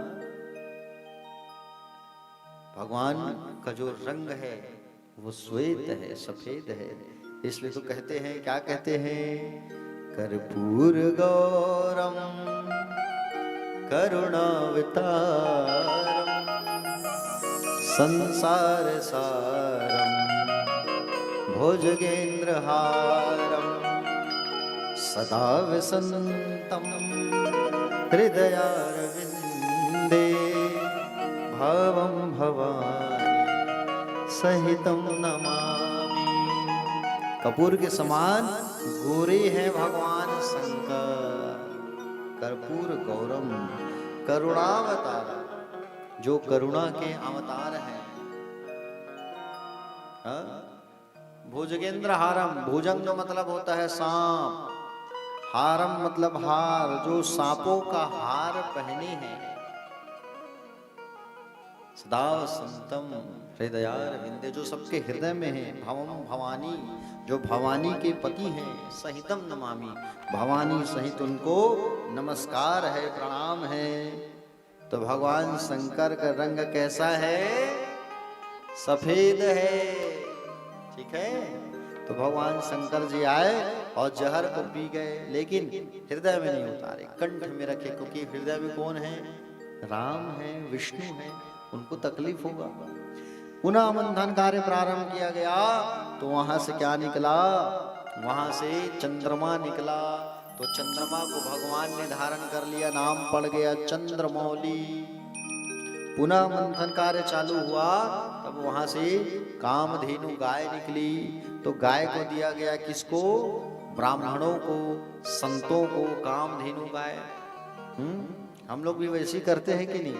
अरे जान गा महाराज घर दान कर देवे गाय ला, गौ माता दान घलो है नहीं? हाँ, अब बने पोट ठकाय थे तेल अपन मन रखे है कि नहीं? यजमान मन अब मरही सन गाय महाराज मन ला दान करते। आजकल महाराज मन घलो चालू हो गए, नहीं मत बहु दान दाई हो तदा हो, बड़कन गाय रखे जगह नहीं की देती है कि नहीं? हाँ, तो गौ माता को किसको दिया गया? गौ माता को संतों को दिया गया, ब्राह्मणों को दिया गया। उच्च श्रवा घोड़ा निकला यहाँ से, तो घोड़ा को दिया गया राजा बलि को, राक्षसों के राजा। एरावत निकली थी वहां से, तो उसको इंद्र को दिया गया, ठीक। अप्सराएं निकली तो उसे स्वर्ग लोक भेजा गया। कौस्तुभ मणि निकली तो उसको नारायण भगवान ने रखा। कल्प वृक्ष को, पारिजात वृक्ष जो निकला उस स्वर्ग भेजा गया। अंत में प्यारे भक्तगण, सुंदर भगवान धन्वंतरी जो है अमृत का कलश लेकर के प्राकट्य हो गए। और अमृत का कलश लेकर के जब निकले, तो अमृत को देख करके राक्षस लोग छीन करके भाग गए पाताल। और पाताल जो है जब भाग गए, तो उन लोग लड़ाई करने लगे। पहले मैं पीऊंगा, मैं पीऊंगा। भगवान के चरणों में सब गिर गए। और भगवान के चरणों में जब गिरे, तो प्यारे भक्तगण सारे लोग भगवान नारायण की शरण में गए। तो भगवान नारायण ने माँ जगदम्बा की इच्छा से मोहिनी का रूप धारण कर लिया, मोहिनी का स्वरूप बना लिया। और मोहिनी का स्वरूप बनाए तो इतना सुंदर दिखने लगे भगवान, पूछो मत। लंबे लंबे बाल, आंखों में सुरमा लगा है, और सुंदर दिखाई देने लगे। आए छम छम पायल बजाते हुए, और पायल बजाते हुए भगवान आए। तो भगवान के स्वरूप को देख के सारे राक्षस जो है अमृत को पीना भूल गए, और कहने लगे कि बोले अरे देखो देखो कितनी सुंदर वो आ रही है कन्या, कहाँ से आ रही है, देखो देखो। सबने पूछा कहाँ से आ रही हो देवी, कौन हो? उन्होंने कहा तुमको क्या करना है, मैं कहीं से भी आऊं। भगवान मोहिनी का स्वरूप बना के आए, तुमको क्या करना है, मैं कहीं से भी आऊं। मेरा कोई घर ठिकाना थोड़ी है, जो मुझे प्रेम से भजता है मैं उन्हीं के यहाँ चली आती हूँ। मेरा कोई घर ठिकाना नहीं है। तो आओ आओ हमारे पास बैठो और हमें अमृत परोसो अपने हाथ से। तो अमृत परोसने लगे भगवान। तो परोसने के पहले कहा कि सुनो ये अमृत कहाँ से लाए? बोले मंथन करके। अच्छा, तो इसमें वो देवता भी तो साथ में थे ना? बोले हाँ। तो एक काम करते हैं, चलो क्या करते हैं, ऊपर का जो पानी पानी रहेगा वो उन देवताओं को दे देती हूँ, और नीचे का जो गाढ़ा गाढ़ा वाला जो रहेगा वो गाढ़ा गाढ़ा आप लोगों को दे दूंगी। ऐसा अपने चेहरे में ही उनको मोहित कर लिए। और भगवान ने इशारा किया सारे देवताओं को, जल्दी आओ चलो। सारे देवताओं को सुंदर बुलाया और बुला करके आदेश कर दिया चलो बैठो। और भगवान परोसने लगे। परोस रहे हैं तो चेहरा को राक्षसों की ओर रखे हैं ताकि चुपचाप बैठे रहे, हिले डुले मत। हाँ? और ऐसा परोस रहे हैं, परोस रहे हैं, परोस रहे हैं। सूर्य और चंद्रमा के बीच जब पहुंचे तो सूर्य और चंद्रमा के बीच जैसे पहुंचे तो एक राक्षस स्वर भानु नाम का, ये राक्षस का रूप बना करके आके बैठ गया। भगवान ने धोखे से अमृत उसको भी परोस दिया। चंद्रमा ने बताया प्रभु ये तो दैत्य है। भगवान नारायण ने सुदर्शन को बुला करके उसके गले को काट दिया। गला जब कटा तो रक्त की धार और अमृत मिल चुका था, हो गया। ऊपर का भाग बन गया राहु, नीचे का भाग बन गया केतु। लेकिन रक्त जो है जब धरती पर गिरा स्वर भानु का, उसके शरीर में तो पूरा अमृत अंदर घुस चुका था, मिल चुका था। तो खून जो है धरती पर जब टपका तो उससे लहसुन और प्याज की उत्पत्ति हो गई। ठीक है, इसलिए मैंने पहले दिन कहा था लहसुन प्याज मत खाना करके, बोला था ना। हाँ, तामसी भोजन कहा गया है माताओं इसको, तामसी भोजन। हाँ जी। और प्यारे भक्तगण, तामसी भोजन इसे कहा गया है, इसलिए लहसुन प्याज नहीं खाना चाहिए। भगवान ने अमृत परोसा और प्यारे भक्तगण अमृत परोस करके जब भगवान ने मोहिनी का स्वरूप बनाया और मोहिनी का स्वरूप बना करके सबको अमृत वापस किया। इंद्र का जो लक्ष्मी है वो वापस हुआ। ये सब हुआ क्यों था? इन्होंने दुर्वासा का अपमान किया था। देखो कभी कोई संत का अपमान मत करना, क्योंकि संतों का जो चरण होता है उसे चलते फिरते तीर्थ माना गया है। संत या ब्राह्मण जब आपके घर पर आए तो उनके चरणों को धो करके चरणामृत लेना चाहिए। समझ रहे हो? संत के द्वारा दिया गया उस माला को उसने अपमान कर दिया। किसने अपमान किया? इंद्र ने। माला को निकाल के दिया था ना दुर्वासा जी ने। माला को उसने अपमान कर दिया, इसलिए उनको उनका लक्ष्मी जो है नाराज हो गए उससे। कभी भी किसी ब्राह्मण का पहना हुआ माला, किसी संत का पहना हुआ माला अगर मिले, या देवी भगवती का माला मिले, मंदिर में चढ़ाए माँ शीतला में, तो मांग लिए माला मुझे दे देना पंडित जी, है तो उसको करना क्या चाहिए? उसको घर में ले जा करके फेंक देते हो आप लोग, या ठंडा कर देते हो। ऐसा नहीं करना चाहिए। उस माला को घर में ला करके धूप में सुखा दो उसे, और जब सूख जाए तब क्या करो, सूखने के बाद में रविवार जब आता है शुक्ल पक्ष, एक माह में 2 पक्ष होता है, कृष्ण पक्ष और शुक्ल पक्ष। बढ़िया उपाय बता रहा हूं, सुनो। कृष्ण पक्ष और शुक्ल पक्ष जब आए तो शुक्ल पक्ष के पहले रविवार को पूरे परिवार का हाथ लगवाओ उसको, और माला को, जो माला है ना ये सूख गया, अब इस सूखे हुए माला को पूरे परिवार का हाथ मिला करके चूरा चूरा करो उसे, और चूरा चूरा करने के बाद में 2 भाग में उसे बांटो। एक भाग जो है उसे लाल कपड़े में बांध करके घर के पूजन वाले स्थान में लटका दो। एक भाग जो बचा उसे अपने घर के छत पर चढ़ो और आजू बाजू पूरा उसको ऐसे चारों तरफ गिरा दो। ठीक? माताएं जब झाड़ू उसको मारेगी ना, तो झाड़ू जब मार करके उसको बाहर करेंगी माताएं, तो वो फूल जो है बाहर निकलेगा। निकलेगा कि नहीं निकलेगा? सुबह जब झाड़ू मारेंगे तो बाहर जब निकलेगा तो वो हमारे घर की सारी दरिद्रता दूर होगी, उससे वास्तु दोष दूर होता है। ठीक है? बच गया जो धागा, उस धागा का क्या करें? तो धागा जो बचा हुआ होता है माला का, उसको क्या करो आप, उसको हल्दी के रंग में रंग लो, और हल्दी के रंग में आप उसे रंग करके क्या करो, घर के मुख्य दरवाजा में खील ठोक दो।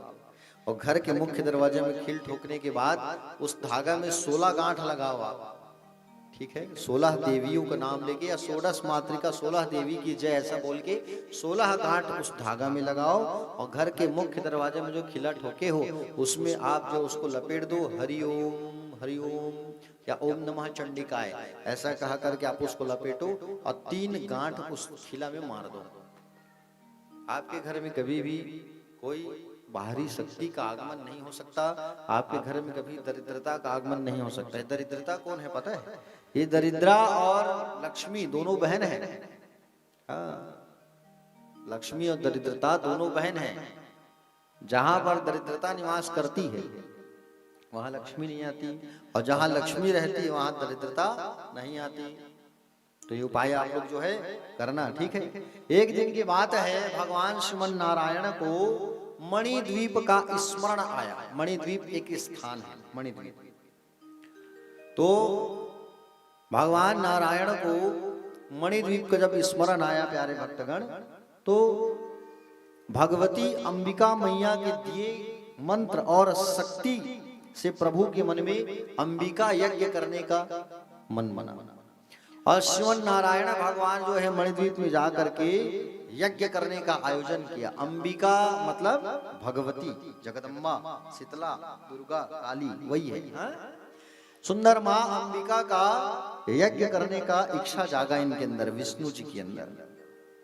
उन्होंने इस यज्ञ में सहयोग के लिए ब्रह्मा, विष्णु, ब्रह्मा और शिव, वरुण, इंद्र, वामदेव और बृहस्पति का आवाहन किया। किसने?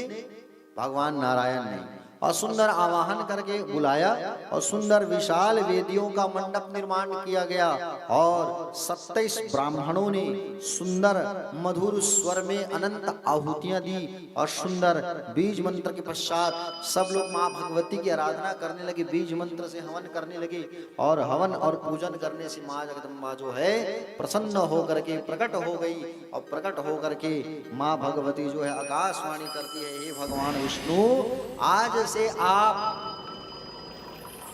पूजनीय हो गए। आपने मेरी ऐसी अद्भुत यज्ञ किया, आपने आज से आप पूजनीय हो गए। सारे देवता जो है आपकी पूजा करेंगे, सारे देवता आपकी पूजा करेंगे, ये मेरा आशीर्वाद है। ऐसा सुंदर मां जगदम्बा ने कह दिया। सब देवताओं में आपका स्थान श्रेष्ठतम होगा। किसने कहा? मां जगदम्बा ने कहा। जब अंबिका यज्ञ को पूर्ण किया भगवान श्रीमन नारायण ने, और जब जब धर्म की हानि होगी तब तब आप जो है अवतार ग्रहण करोगे। भगवान अवतार कब धारण करते हैं? जब धर्म की हानि होती है। जब जब होई धर्म की हानि, जब जब होई धर्म की हानि, बाढ़ असुर अभिमानी, तब तब धरि प्रभु निज शरीरा, हरहि दयानिधि सज्जन पीरा। श्री राम जय राम, जय जय राम, श्री राम जय राम, जय जय राम। जब जब धर्म की हानि होगी आप मेरी इच्छा से अवतार लोगे विष्णु जी, और आज से आप पूजनीय हो गए। ऐसा माँ भगवती ने आकाशवाणी की, और आकाशवाणी शांत हुई। यज्ञ धर्म की पूर्णाहुति करके सभी देवता अपने अपने स्थान को चले गए। जन्मेजय जी कहने लगे व्यास जी से, देवी भागवत की कथा सुनते सुनते कहने लगे कि बोले हे व्यास जी, माँ भगवती की महिमा साक्षात भगवान हरि ने की। ऐसी क्या महिमा है भगवती की, ऐसी क्या महिमा है जो साक्षात भगवान श्री हरि ने उनकी आराधना की, ये मुझे बताओ।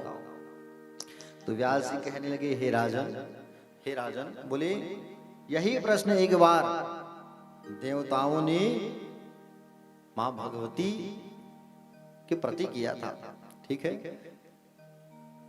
हे महादेवी आप कौन हो, ऐसा देवताओं ने पूछा।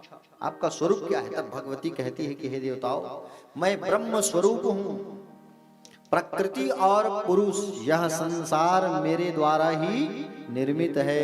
ब्रह्मादिक देवता सब मेरे ही स्वरूप है, अतः मेरी ही आराधना करो। तो व्यास जी कहे जन्मेजय से जन्मेजय, आदि शक्ति भगवती ही सबके मूल कारण है और हम सबको इनकी आराधना करना चाहिए। माँ भगवती ही दया की मूर्ति कही गई है। हाँ? प्यारे भक्तगण, व्यास जी बताने लगे आगे, क्या बताने लगे? देखो राजन, ध्रुव संधि नाम के कुशल राजा हुआ करते थे। क्या नाम था राजा का? ध्रुव संधि। ध्रुव संधि कौशल देश पर सुंदर राज्य करते थे। बहुत बड़े पराक्रमी राजा थे ये ध्रुव संधि राजा। अयोध्या इनकी राजधानी थी, ठीक है। इनके प्रशासन से चारों वर्ण के लोग सुंदर धर्म पूर्वक रहते थे, निर्वाह करते थे और दुष्टों को प्रवेश इनके राज्य में नहीं हुआ था। इनकी 2 रानियां थी, एक का नाम था मनोरमा, ठीक है, और दूसरी का नाम था लीलावती, ठीक। मनोरमा और लीलावती। मनोरमा का एक पुत्र हुआ जिसका नाम था सुदर्शन, ठीक है। लीलावती का एक नाम के पुत्र का नाम पड़ा शत्रुजित। क्या नाम पड़ा? शत्रुजित। राजा अपने दोनों पुत्रों से समान प्रेम करते थे, बराबर प्रेम करते थे। देखो, संतान अगर आपके हैं 2 या 3, ठीक है, अगर आपके 2 से 3 संतान हैं मेरी प्यारी माताओं, तो आप लोग भी उन संतान से समान प्रेम करना, बड़े से ज्यादा या छोटे से ज्यादा ऐसा मत करना। 2 बेटे हैं तो दोनों से आप समान प्रेम करना भैया। हाँ, ऐसे नहीं कि छोटे ज्यादा मैं या बड़े कम, ऐसे मत करो, नहीं तो मतभेद आ जाएगा उसमें, ठीक है, और फिर वो भविष्य में घातक हो जाता है। तो प्यारे भक्तगण, एक दिन की बात है, महाराज ध्रुव संधि जो है शिकार करने जंगल गए और शिकार करने जंगल गए तब अचानक झाड़ी में एक शेर दिखा। महाराज के ऊपर उस शेर ने हमला बोला। अब महाराज भी अपने बाणों से उस शेर को आहत कर दिए, दोनों मारे। शेर ने उनके ऊपर पंजा मारा, उसने उनके ऊपर बाण मारा, दोनों के बीच युद्ध हुआ। युद्ध करते करते दोनों शेर और महाराज ध्रुव संधि मृत्यु को प्राप्त हो गए, मर गए। महाराज वशिष्ठ ने सुंदर उनका बोले अग्नि संस्कार करवाया। अब राजगद्दी पर किसको बैठाया जाए? ध्रुव संधि तो मर गया। नियम तो ये कहता है कि जो बड़ा बेटा है उसको राजगद्दी पर बैठाया जाए। बड़ा बेटा कौन है? सुदर्शन। लेकिन प्यारे भक्तगण, छोटी रानी जो थी लीलावती, इनके पिता का नाम था युधाजित। क्या नाम था? जोर से बोलो। युधाजित।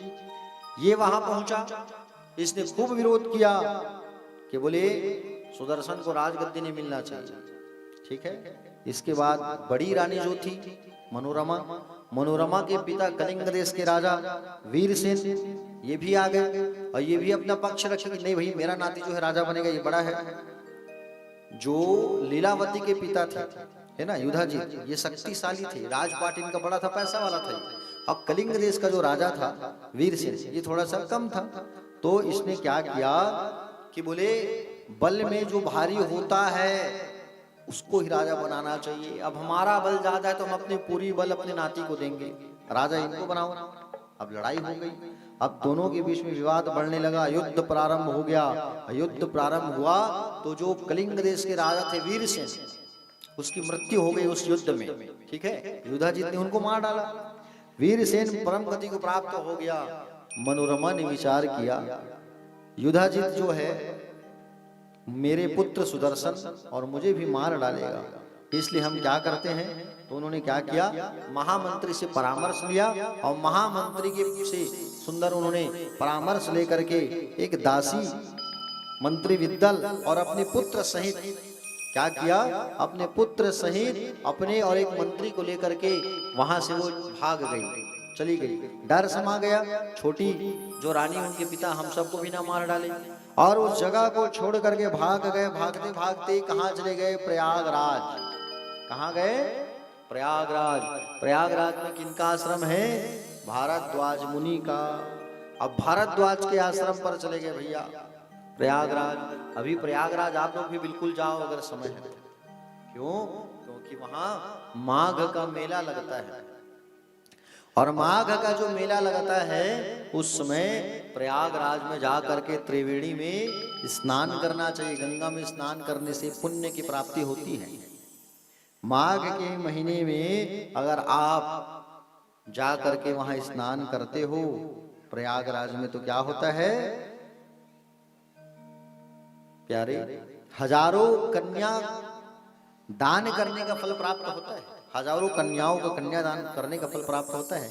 माघ महीना में जब आप त्रिवेणी में जब डुबकी लगाते हो तो माघ के महीने में तिल का दान और कंबल का दान बहुत श्रेष्ठ दान कहा गया है। किसका किसका दान?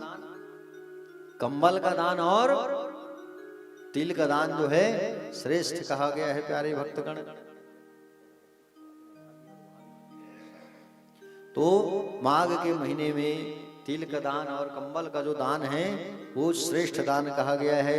तो प्यारे भक्तगण, मनोरमा जो है अपने पुत्र सुदर्शन और एक मंत्री के साथ में उस स्थान को छोड़ करके चले गए, प्रयागराज चले आए और प्रयागराज में आकर के भारद्वाज जी के आश्रम में रहने लगे।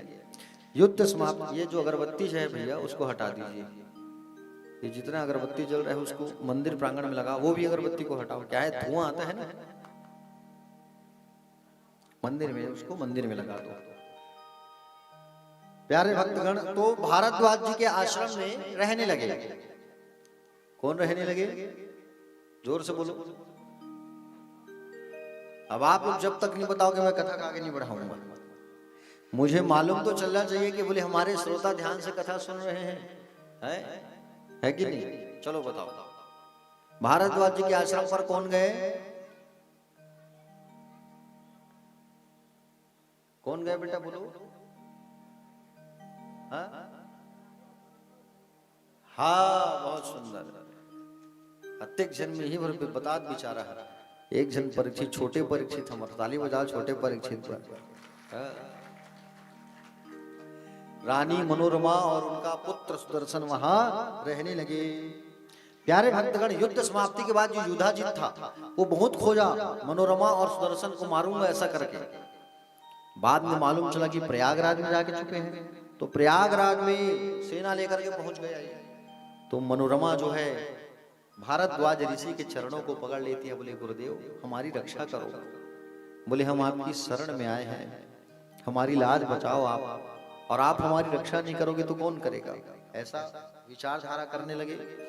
और विचार करने लगे तो गुरुदेव ने कहा चिंता ना करो, उसको आने दो, मैं उससे बात करूंगा। युधाजी जब सेना लेकर के आए तो भरद्वाज मुनि जा करके कहे कि बोले युधाजी क्यों आ रहे हो तुम? बोले सुदर्शन और मनोरमा यहाँ छिपे हैं, उनको मारना चाहता हूँ। उन्होंने मना किया, बोले तुम यहाँ नहीं आ सकते, जाओ यहाँ से, ये मेरा आदेश है। युधाजी कहे कि मैं बलपूर्वक उन दोनों को लेकर के जाऊंगा घसीटते हुए। तो महाराज युधाजित के जो मंत्री थे उन्होंने कहा कि बोले देखो भारद्वाज मुनि की जो आज्ञा है उसको आप जो है मानो, क्योंकि संत और गुरु की वाणी का अवहेलना नहीं करना चाहिए, उनकी बातों को मानना चाहिए। और मंत्री की बात को मान करके युधाजित जो है वापस चले आया। प्यारे भक्तगण,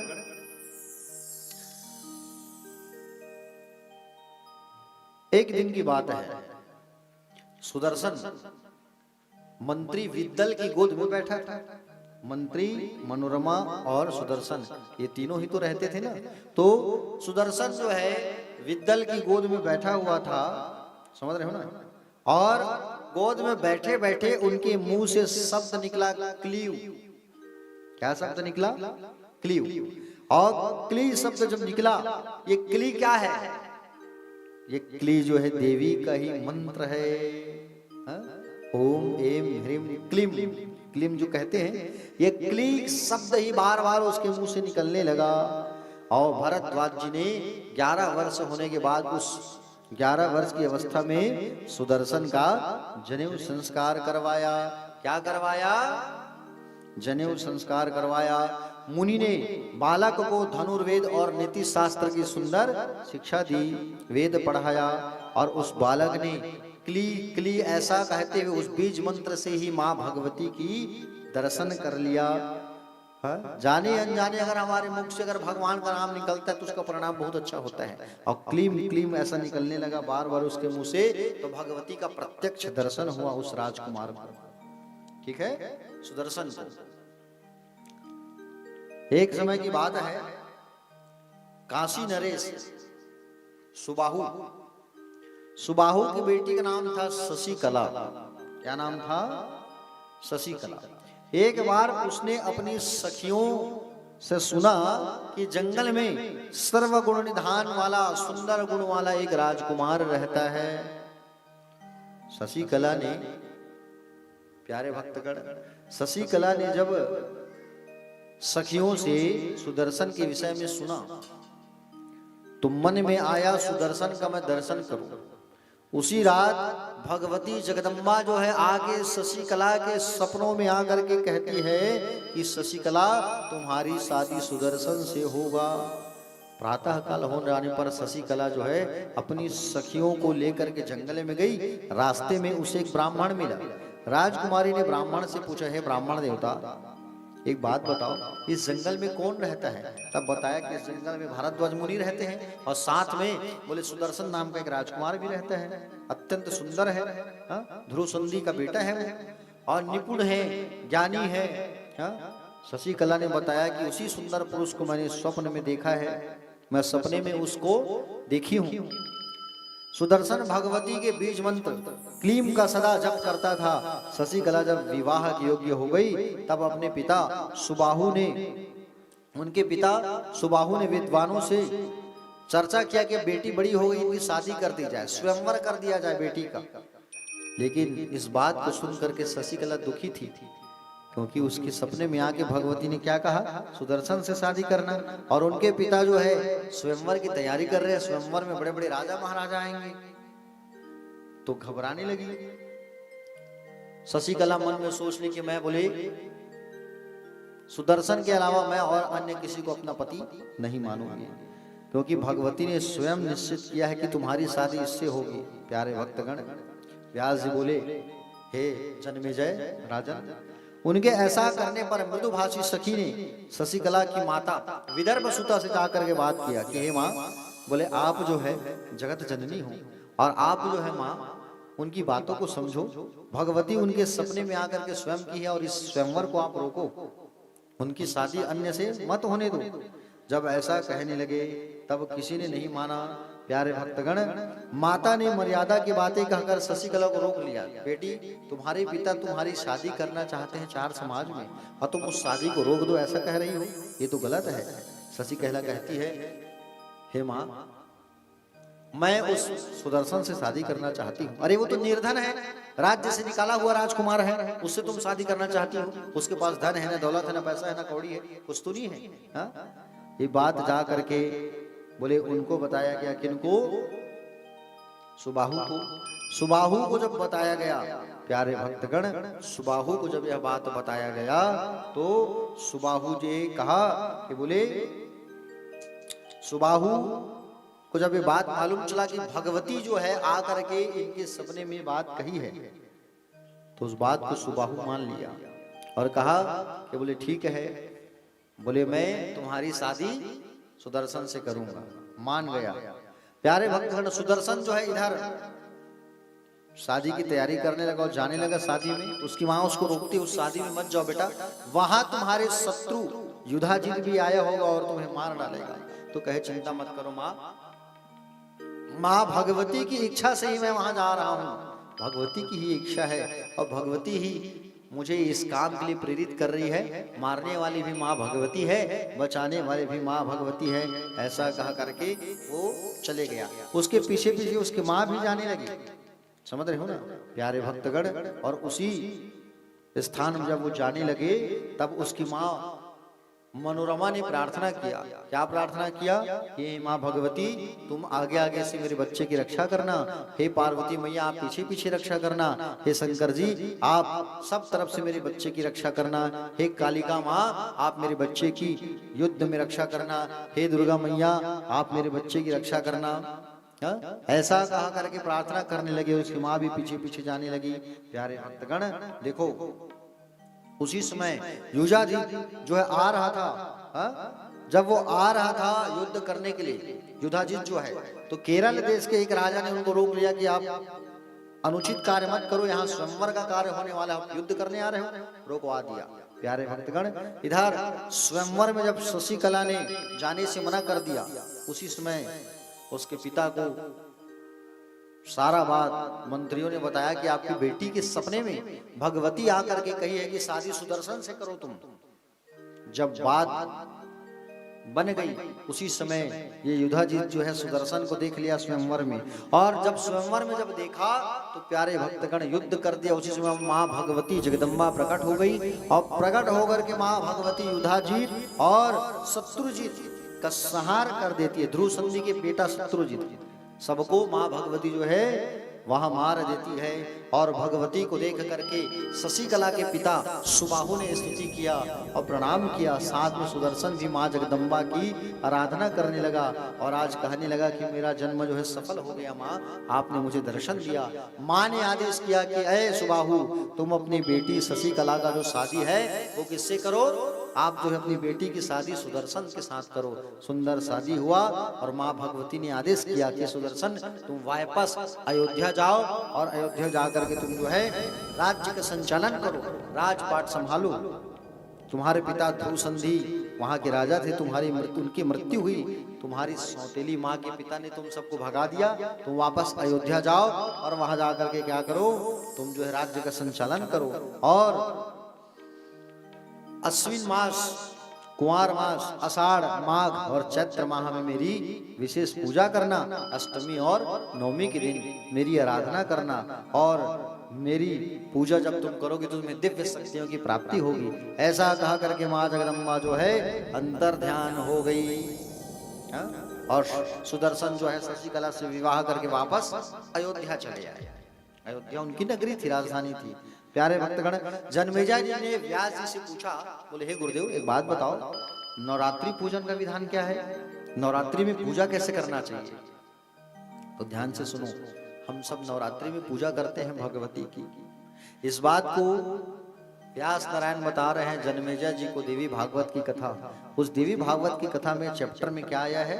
नवरात्रि पूजन का विधान। ठीक, ध्यान से सुनना। देखो नवरात्रि पूजन में सुंदर हमको क्या करना चाहिए? व्यास जी ने कहा नवरात्रि का व्रत सबको करना चाहिए। ठीक, नवरात्रि का व्रत जो है सभी को करना चाहिए। व्रत करने वाले प्रथम दिन एक हाथ लंबा और एक हाथ चौड़ा सुंदर मंडप बनाना चाहिए, तैयार करना चाहिए। गोबर से सुंदर लिपना चाहिए उसको, और सुंदर उसको सजाना चाहिए। सुंदर कलश रखे और माँ दुर्गा की प्रतिमा रखे। प्रतिमा रखने के बाद सुंदर गणपति और गौरी मैया को स्थापित करे। नवग्रह मंडल रखे, वरुण कलश स्थापित करे और सुंदर उनको सजा करके विधिवत सुंदर ब्राह्मण को बुला करके पूजन करना चाहिए। पूजन करने के बाद सुंदर 9 दिन तक व्रत करो। 9 दिन व्रत करने के बाद 9वें दिन आप क्या करो? कन्या का भोजन कराओ, ब्राह्मण को भोजन कराओ और ब्राह्मण को दक्षिणा प्रदान करो। एक ब्राह्मण से अगर नहीं हो सकता तो 3 ब्राह्मण रखो, 3 ब्राह्मण नहीं तो 5 ना हो तो 9 ब्राह्मणों से पूजा करवाए। व्रत करके सुंदर आदर सम्मान करे।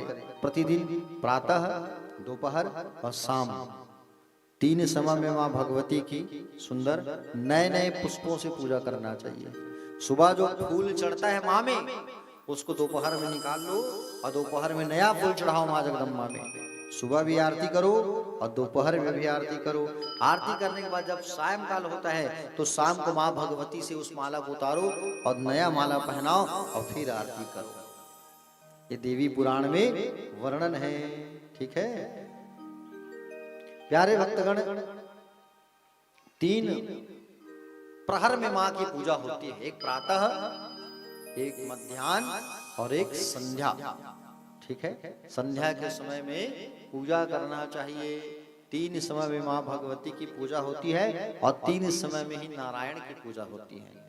ठीक है प्यारे भक्तगण, आगे बताया गया है प्रतिदिन कन्या का भी पूजा करना चाहिए, ऐसा बताया गया है। देखो रोज माँ जगदम्बा की जब पूजा करो तो छोटी बेटी कभी कन्या का भी पूजा करना चाहिए। और छोटी कन्या की पूजा करो तो उससे प्रणाम मत करवाना, आप उनका प्रणाम करना। छोटी कन्याओं से तो प्रणाम नहीं कराना चाहिए शास्त्र के अनुसार। ठीक है, हाँ देखना, आप लोग देखे होंगे, मध्य प्रदेश चले जाना आप लोग, मध्य प्रदेश के लोग अक्सर इस चीज को मानते हैं, छोटी बेटियों से प्रणाम कभी नहीं कराते। भाई सही बात है, छोटी बेटी जो होती है 8 साल 9 साल तक की बेटियों का आपको पैर छू के प्रणाम करना चाहिए।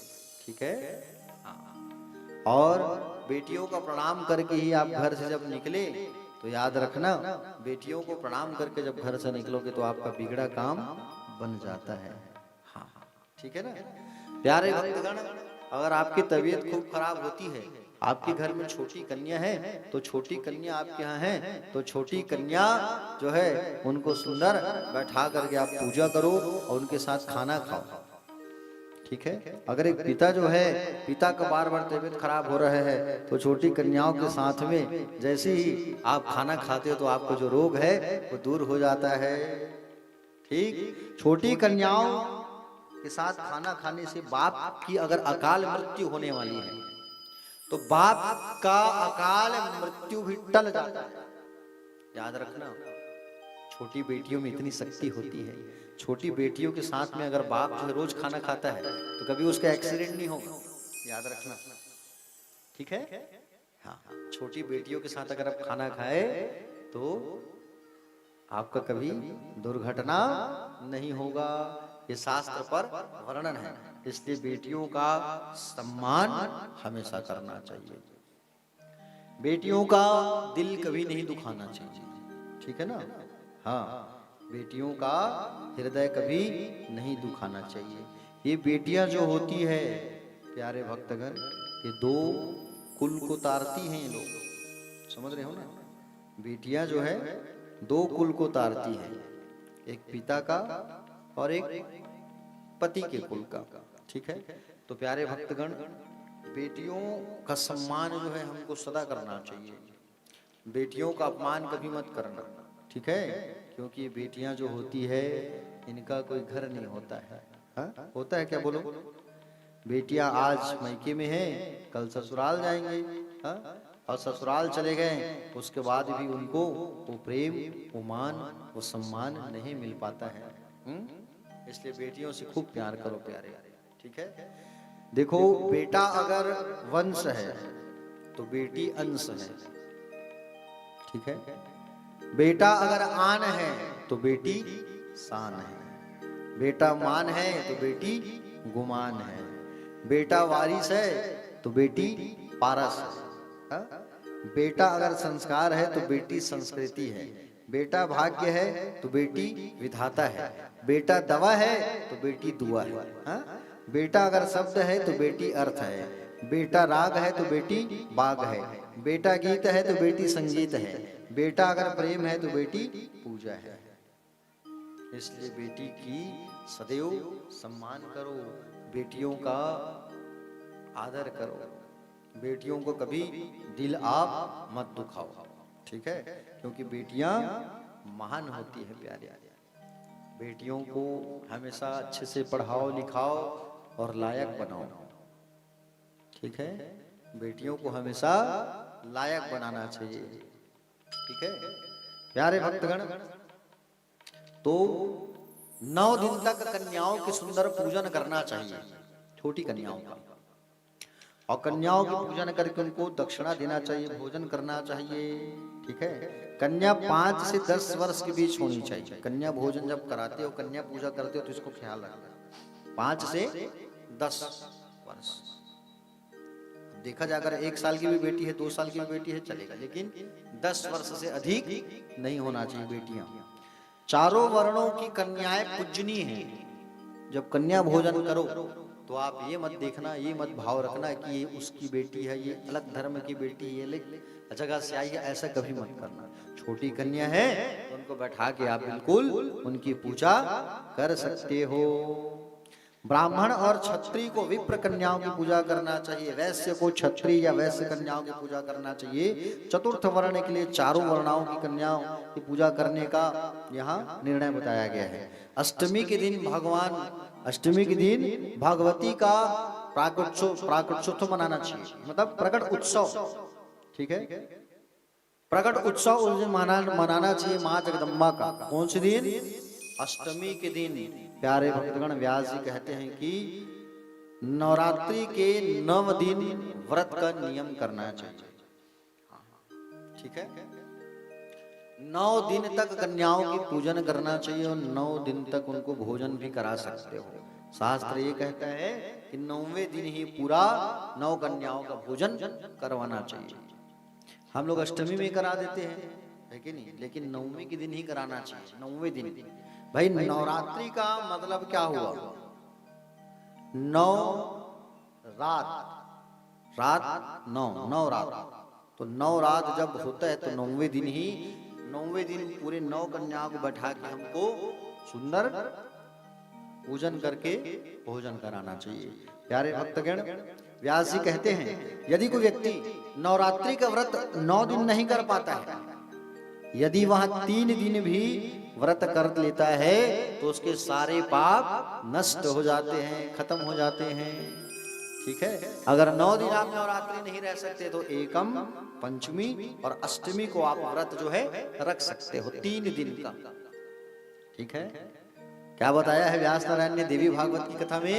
जो व्यक्ति 9 दिन तक का व्रत अगर नहीं कर सकता है, 9 दिन का पारण नहीं कर सकता है, तो उसे 3 दिन का व्रत करना चाहिए, एकम, पंचमी और अष्टमी का। और 3 दिन का व्रत भी अगर आप कर लेते हो तो आपके सारे पाप नष्ट हो जाते हैं। नवरात्रि में 4 चीज मुख्य होती है प्यारे, ठीक। पहला देवी पूजन, हवन, कन्याओं का पूजन और ब्राह्मण को भोजन, ठीक। ये चीज जो है बहुत विशेष कार्य कहा गया है। व्यास जी ने एक कथा सुनाई, हे राजा जन्मेजय, एक बात बता रहा हूं सुनो। एक वैश्य था, ठीक है। कौन था? वैश्य। वैश्य जो था, समय के चक्र में वह बहुत निर्धन हो गया, भूख प्यास से परेशान था। एक दिन एक ब्राह्मण से उसकी मुलाकात हुई। ब्राह्मण ने कहा कि आप भगवती मैया की आराधना करो भैया, जिससे आपका कल्याण होगा। सामने नवरात्रि आ रहा है तो नवरात्रि का व्रत करो आप। नवरात्रि का व्रत जब वो करता है तो वो परिवार जो है पुनः धन धान्य से संपन्न हो गया। प्यारे भक्तगण, इस तरीके से जो व्यक्ति नवरात्रि का पूजा कर लेता है वो धन धान्य से संपन्न हो जाता है। कथा आती है भगवान श्री राम, ठीक है। किसकी कथा? श्री राम की। भगवान श्री रामचंद्र जो है जब किष्किंधा पहुंचे तो वहां पर मां भगवती की उन्होंने आराधना किया है। और उसी दिन मां भगवती अष्टभुजा स्वरूप बना करके रामचंद्र जी को दर्शन दी है। और दर्शन दे करके कही है, क्या कही है? दर्शन दे करके कही है कि आपका जो कार्य है, आप नारायण के अवतार हैं, आपको आपकी पत्नी शीघ्र प्राप्त होगी। मां जगदम्बा की आराधना किया इन्होंने। भगवती ने कहा, हे प्रभु, आप प्रभु नारायण के अवतार हैं, आप रावण का वध करने के लिए इस धरती पर आए हुए हैं। समझ रहे हो ना?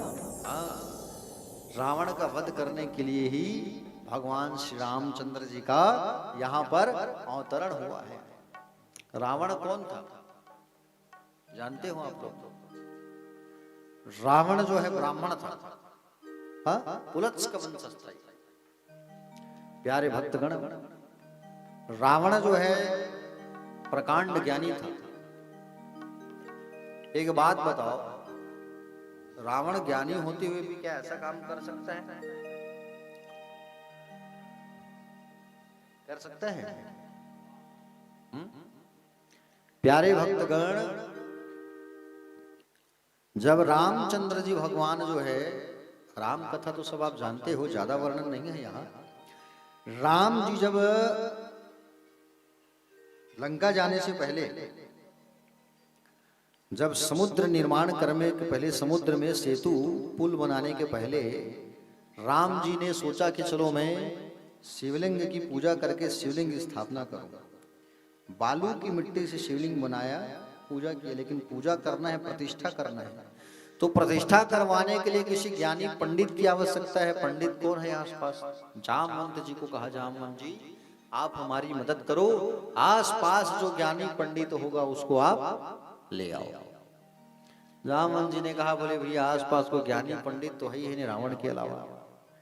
जामवंत जी लंका गए और जामवंत जी लंका जा करके रावण से कहे, रावण हमारे प्रभु श्री राम जो है रामेश्वर की स्थापना करना चाहते हैं, प्राण प्रतिष्ठा, तो आप ही श्रेष्ठ पंडित हो इस समय, आपके अलावा कोई ज्ञानी पंडित यहाँ है ही नहीं, तो आप चलो हमारे साथ। जामवंत जी कहे, मैं निमंत्रण स्वीकार करता हूं, आप चलिए।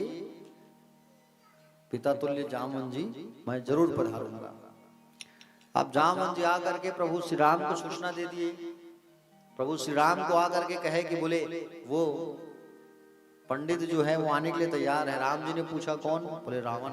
अच्छा रावण आएगा, क्या बात है, आने के लिए तैयार हो गए वो? बोले हाँ वो आएंगे। समय जब आया, तिथि जब आई, मुहूर्त जब आई, उस दिन रावण पहुंचा। राम जी सम्मान किए हैं, आचार्य देव आ रहे हैं, विप्र देव आ रहे हैं। ये तुलसीकृत रामायण की बात नहीं है, ये आनंद रामायण की कथा है। तो राम जी गए और सम्मान किए रावण का। ये आचार्य, वो आचार्य है इस समय, कौन? रावण। बैठे सामने, और सामने बैठने के बाद कहे, रावण ने कहा राम जी से, राम जी आप मुझे दक्षिणा क्या दोगे? भाई पंडित के रूप में बुलाए हो, और पंडित के रूप में बुलाए हो तो दक्षिणा मैं लूंगा। भाई पूजा कराओगे तो दक्षिणा नहीं दोगे, यज्ञ कर रहे हो आप, और यज्ञ की पत्नी दक्षिणा है, दक्षिणा नहीं दोगे तो पूजा कैसे संपन्न होगा आपका? तो राम जी ने कहा, मैं रघुवंशी हूं, मैं सूर्यवंशी राजा हूं, मैं दशरथ का बेटा हूं। बोले मैं आपको दक्षिणा जरूर दूंगा, आप जो कहोगे मैं दूंगा दक्षिणा। राम जी कहे, राम जी की बात को सुन करके कहे, बोले अच्छा आप जो दोगे मैं सबको रखूंगा, आप एक बार कहो बस, आप दक्षिणा क्या चाहिए आपको? रावण ने कहा, बोले अच्छा दक्षिणा दोगे? बोले हाँ दूंगा। प्यारे भक्तगण, रावण ने कहा सोच लो। राम जी ने कहा मैं सोच लिया, और कितना पूछोगे भाई, आप कहो क्या दक्षिणा लोगे? रावण ने कहा मैं आपके हाथों में मरना चाहता हूं, यही मेरी दक्षिणा है, दोगे आप? राम ने कहा मैं अवश्य दक्षिणा दूंगा आपको।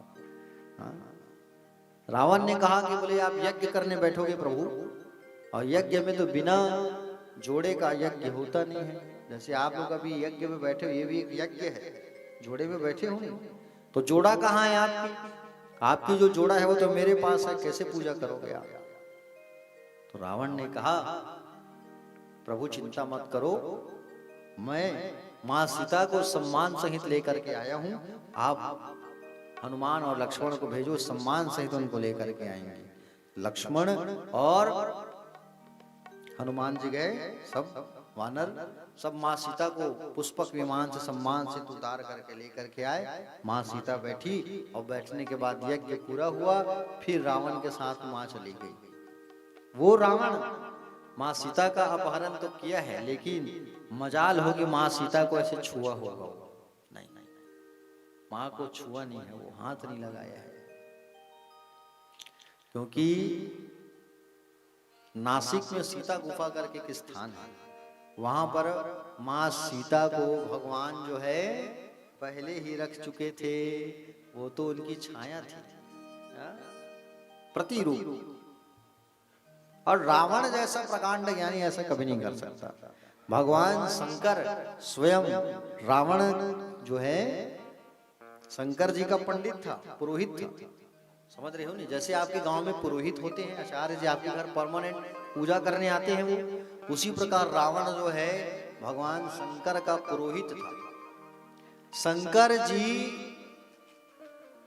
ये चाहते थे कि रावण आए, और रावण आकर के अपने मंत्र से मेरा अभिषेक करे, ये चाहते थे, समझ रहे हो ना? भगवान शंकर के यहाँ एक बार रावण पूजा कराने गया, दक्षिणा में क्या मिला उनको? सोने का लंका।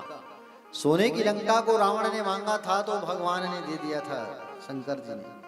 वो रावण क्या ऐसा कर सकता है? हाँ? प्यारे भक्तगण, वो रावण तो बड़ा ज्ञानी था। किसी कवि ने बहुत अच्छी बात कही है। क्या कही है? किसी कवि ने रावण के बारे में बहुत अच्छा बात बोला है, मैं आप लोगों को सुनाता हूं, ठीक है? सुनना आप लोग। रावण कहता है, तुम मुझे यूं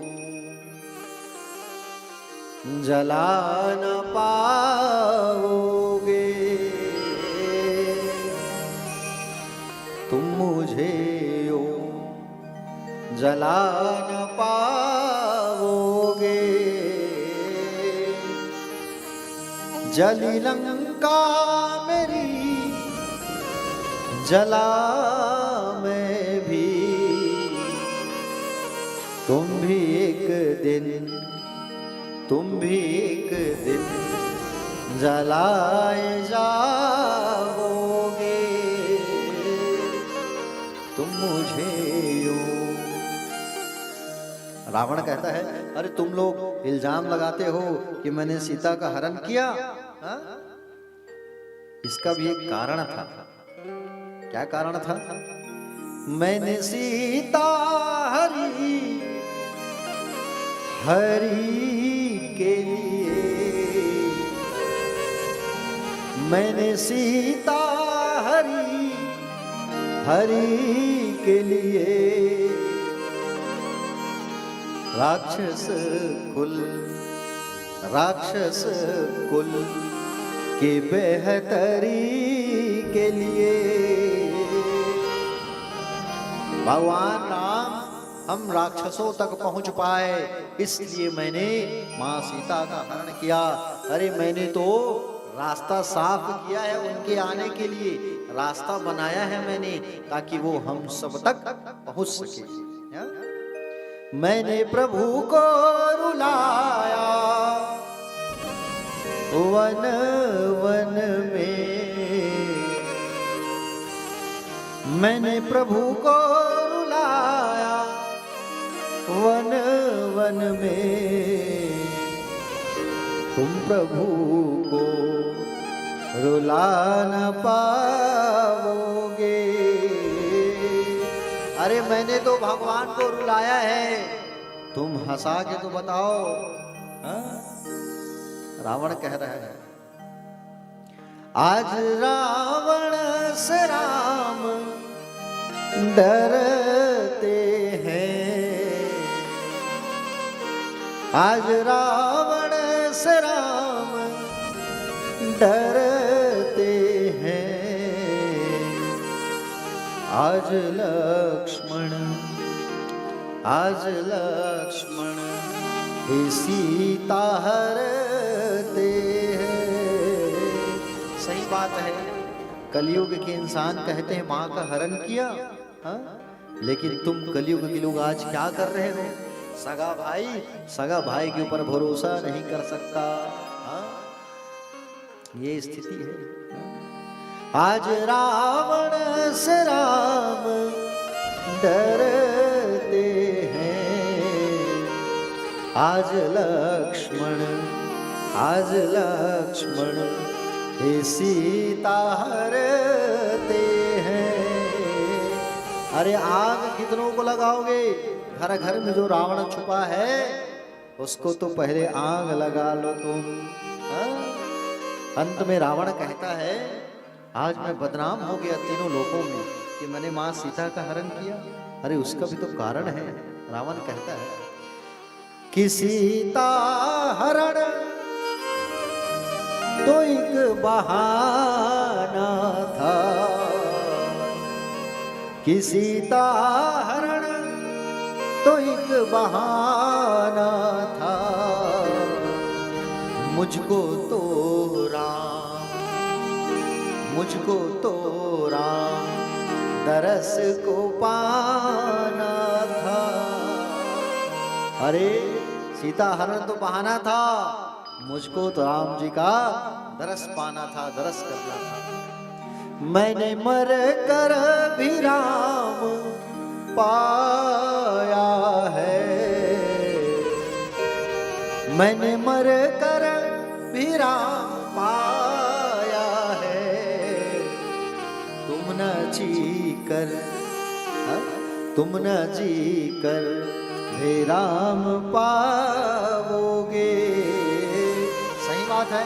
रावण जब मरा तो राम की गोद में सोया था, वो तो मर गया फिर भी राम को पा गया। तुम जिंदा रह करके राम को पा करके बताओ राम के भक्तों,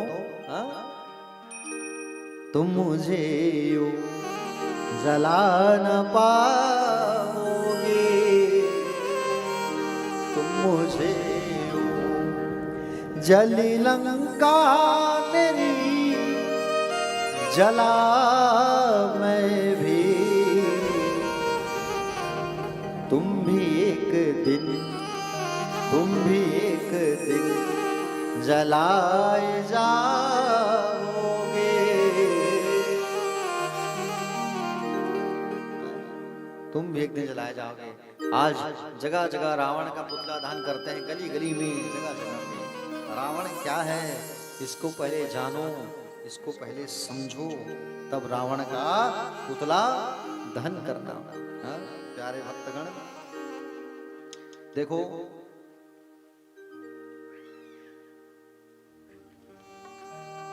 भगवान श्री राम ने मां जगदम्बा का आराधना किया। प्यारे भक्तगण, मां कहती है आप ही मत्स्य कूर्म वराह धारण की, हिरण्य और हिरण्याक्ष और हिरण्यकश्यपु का संहार के लिए आपने नरसिंह और वामन अवतार, बोले वराह अवतार धारण किया। आप ही वामन रूप में बलि को आप छले हैं और पृथ्वी स्वर्ग पाताल राज्य प्राप्त किए। साथ ही आपके साथ जो लघु भ्राता हैं, छोटे भैया, ये स्वयं शेष के अवतार हैं। श्री राम ने कहा हे देवी, आपने जो कहा वो सत्य है।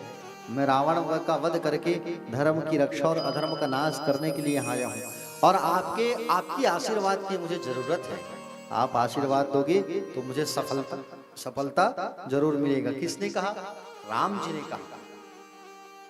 श्री रामचंद्र जी को मां भगवती ने आशीर्वाद दिया और कहा कि आप अपने लक्ष्य में अवश्य ही सफल होंगे। हत्वाथ रावणम पापम कुरु राज्यम यथा सुखम एकादश सहस्त्राणि वर्षाणि पृथ्वी तले। भगवती ने कहा आप रावण का वध करेंगे, आप बसंत ऋतु के नवरात्रि में आप एक बार मेरी पुनः पूजा और आराधना करना, और आप मेरी आराधना करोगे तो आप जरूर रावण का वध कर पाओगे।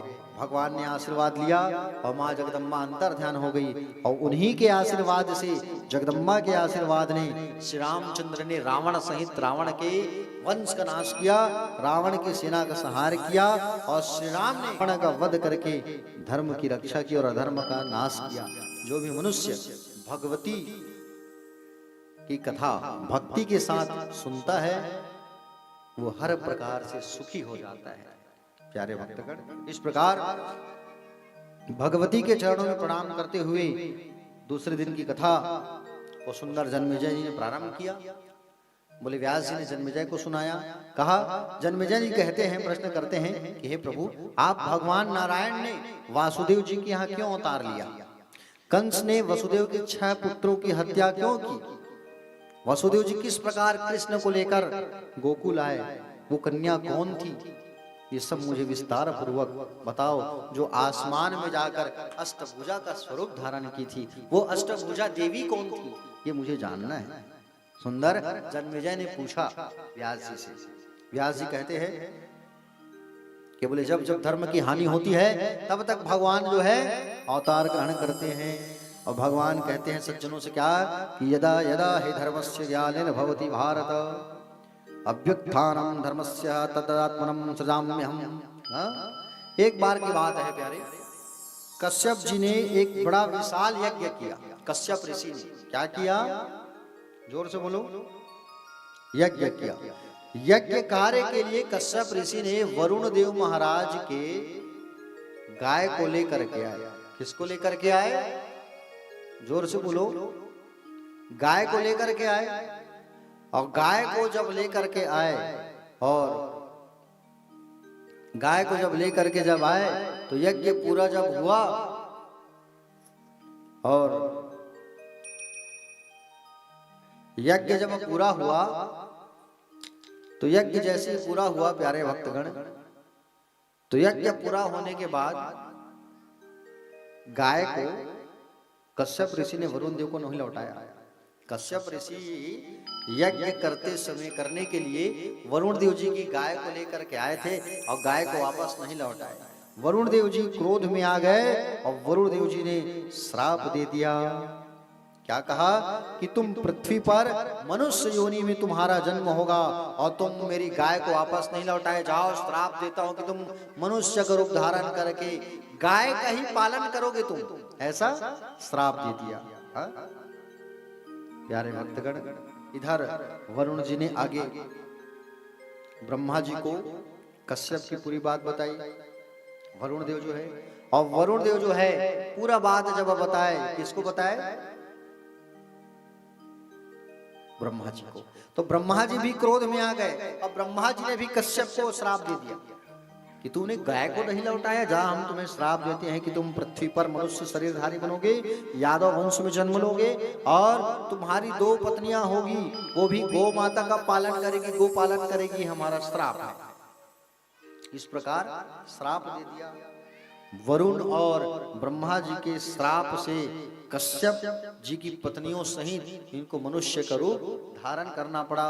ब्रह्मा और वरुण के अलावा कश्यप जी की दूसरी पत्नी दीति ने भी अदिति को श्राप दे दिया कि तूने मेरे पुत्रों को इंद्र के द्वारा मरवाया, तेरे पुत्रों की भी मृत्यु होगी। तो इस बात को पूछा, बोले विस्तार से बताओ गुरुदेव कथा। जन्मेजय ने तब बताया, दक्ष प्रजापति ने अपने दीति और अदिति नामक 2 कन्याओं का विवाह कश्यप ऋषि के साथ किया था। ध्यान से सुनना बिल्कुल, है ना। देखो, देवी भागवत की कथा ऐसी है कि जब तक आप ध्यान से और दिमाग लगा के नहीं सुनोगे तो समझ नहीं आएगा, और ध्यान इधर उधर हुआ बिल्कुल आप भटक जाओ, है ना। तो दक्ष प्रजापति,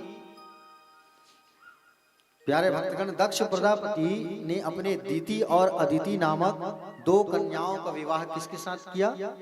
कश्यप के साथ। अदिति ने देवताओं को जन्म दिया और दीति के मन में ईर्ष्या होने लगा कि मेरे इसका सुंदर बेटा है, मेरा सुंदर बेटा नहीं है। कश्यप ऋषि के पास आए और आकर के कहा कि बोले आप ऐसा कुछ करो स्वामी कि मेरा भी पुत्र हो जाए। कश्यप ऋषि ने कहा, पयोव्रत का पालन करो।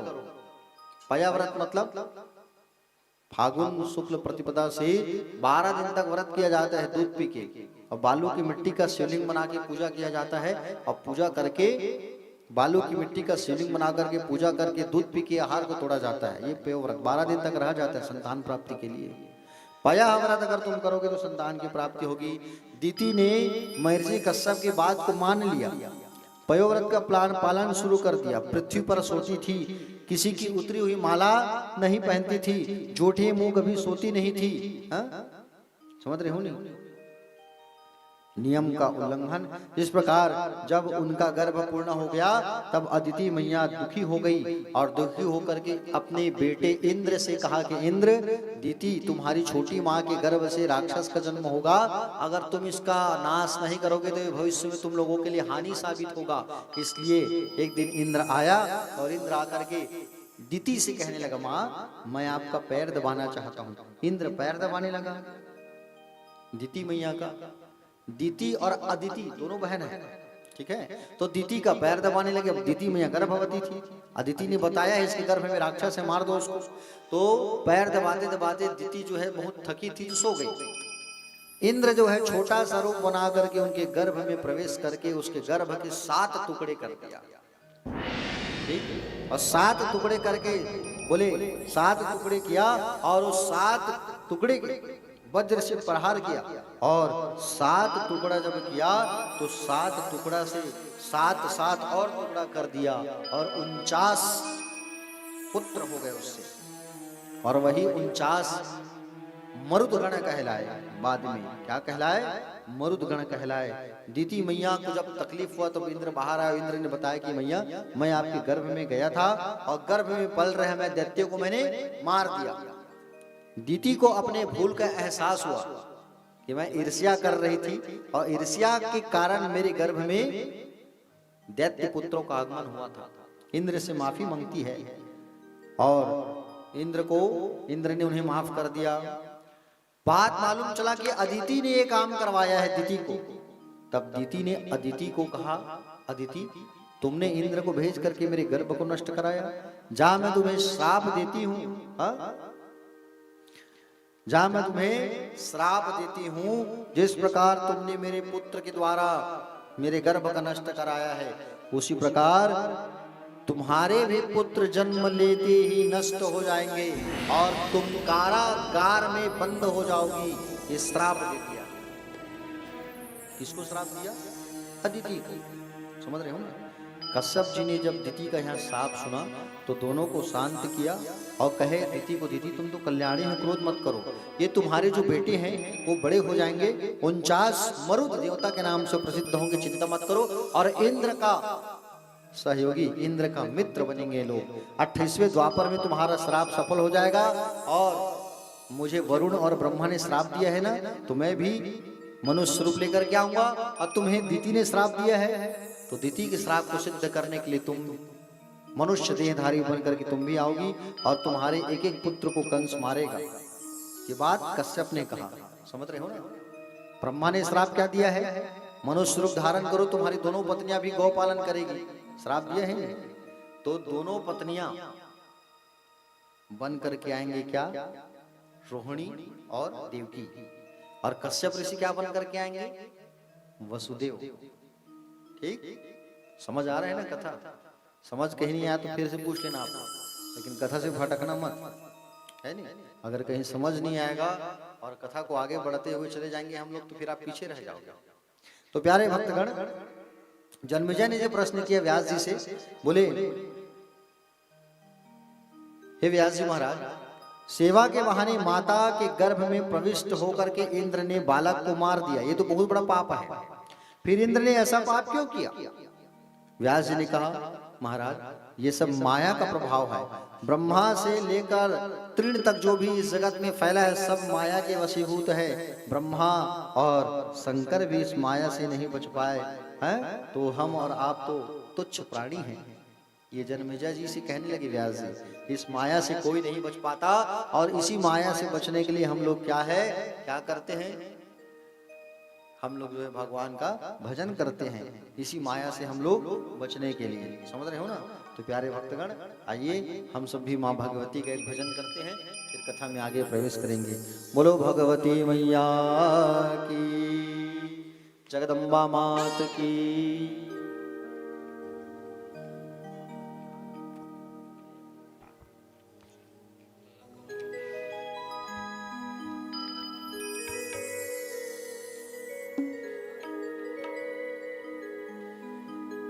बोल जगदम्बे मैया की जय।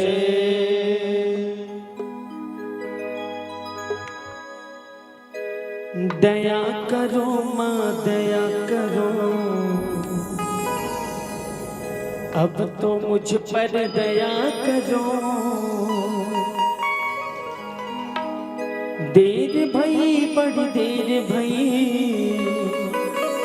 यूं न देर लगाया करो।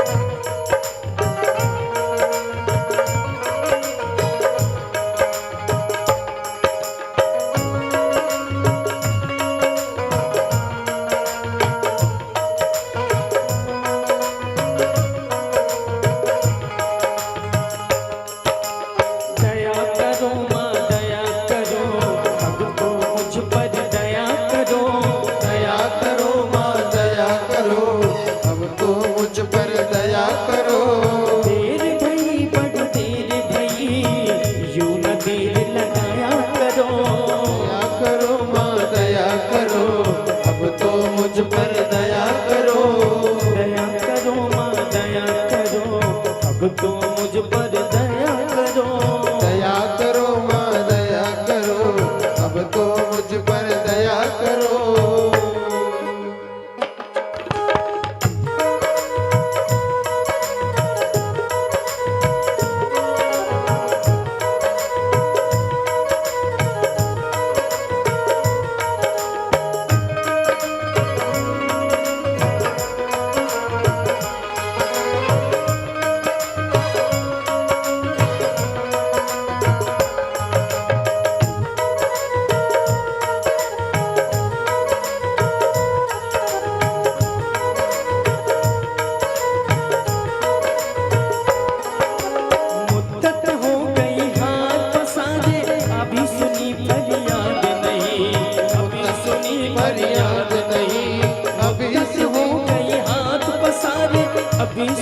फरियाद नहीं, अभी सुनी फरियाद नहीं, अभी सुनी फरियाद नहीं।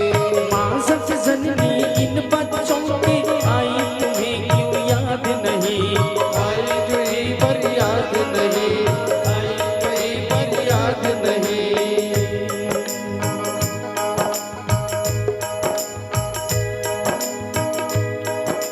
हम हैं बड़े कमजोर, हम हैं बड़े कमजोर, हमारा सब्र न यूं आजमाया करो, दया करो माँ दया करो, अब तो मुझ पर दया करो, दया करो माँ दया करो, अब तो मुझ पर दया करो, दया करो माँ दया करो, अब तो मुझ पर दया करो।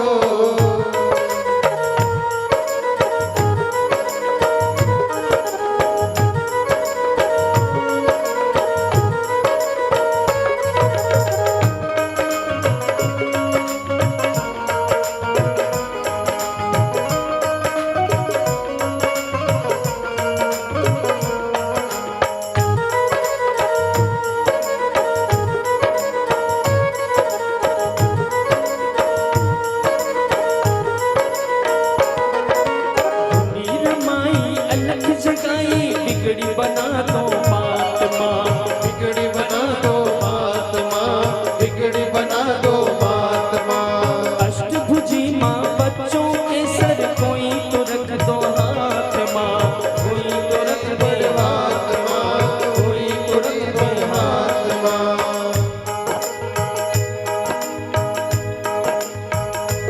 हो जिसे है जो तेरे सहारे,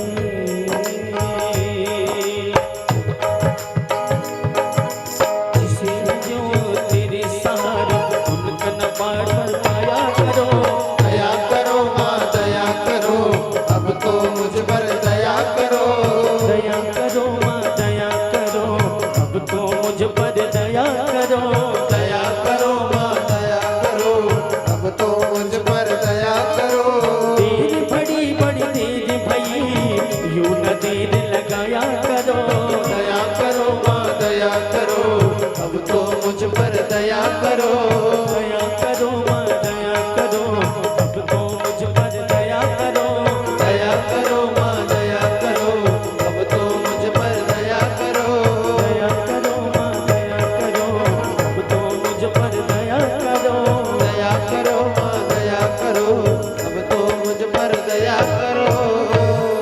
बोल अम्बे मैया की जय। राधे राधे। इसने चुपचाप रहता जो नहीं बने उसने, काहे आज भगवान के आगमन होने वाला है, तो इसने चुप हाथ तो भले उठावा था, लेकिन मुंह डाले भलो आवाज पाप पर था भाई, निकाल दो। राधे राधे। हाँ अभी कैसे लगा?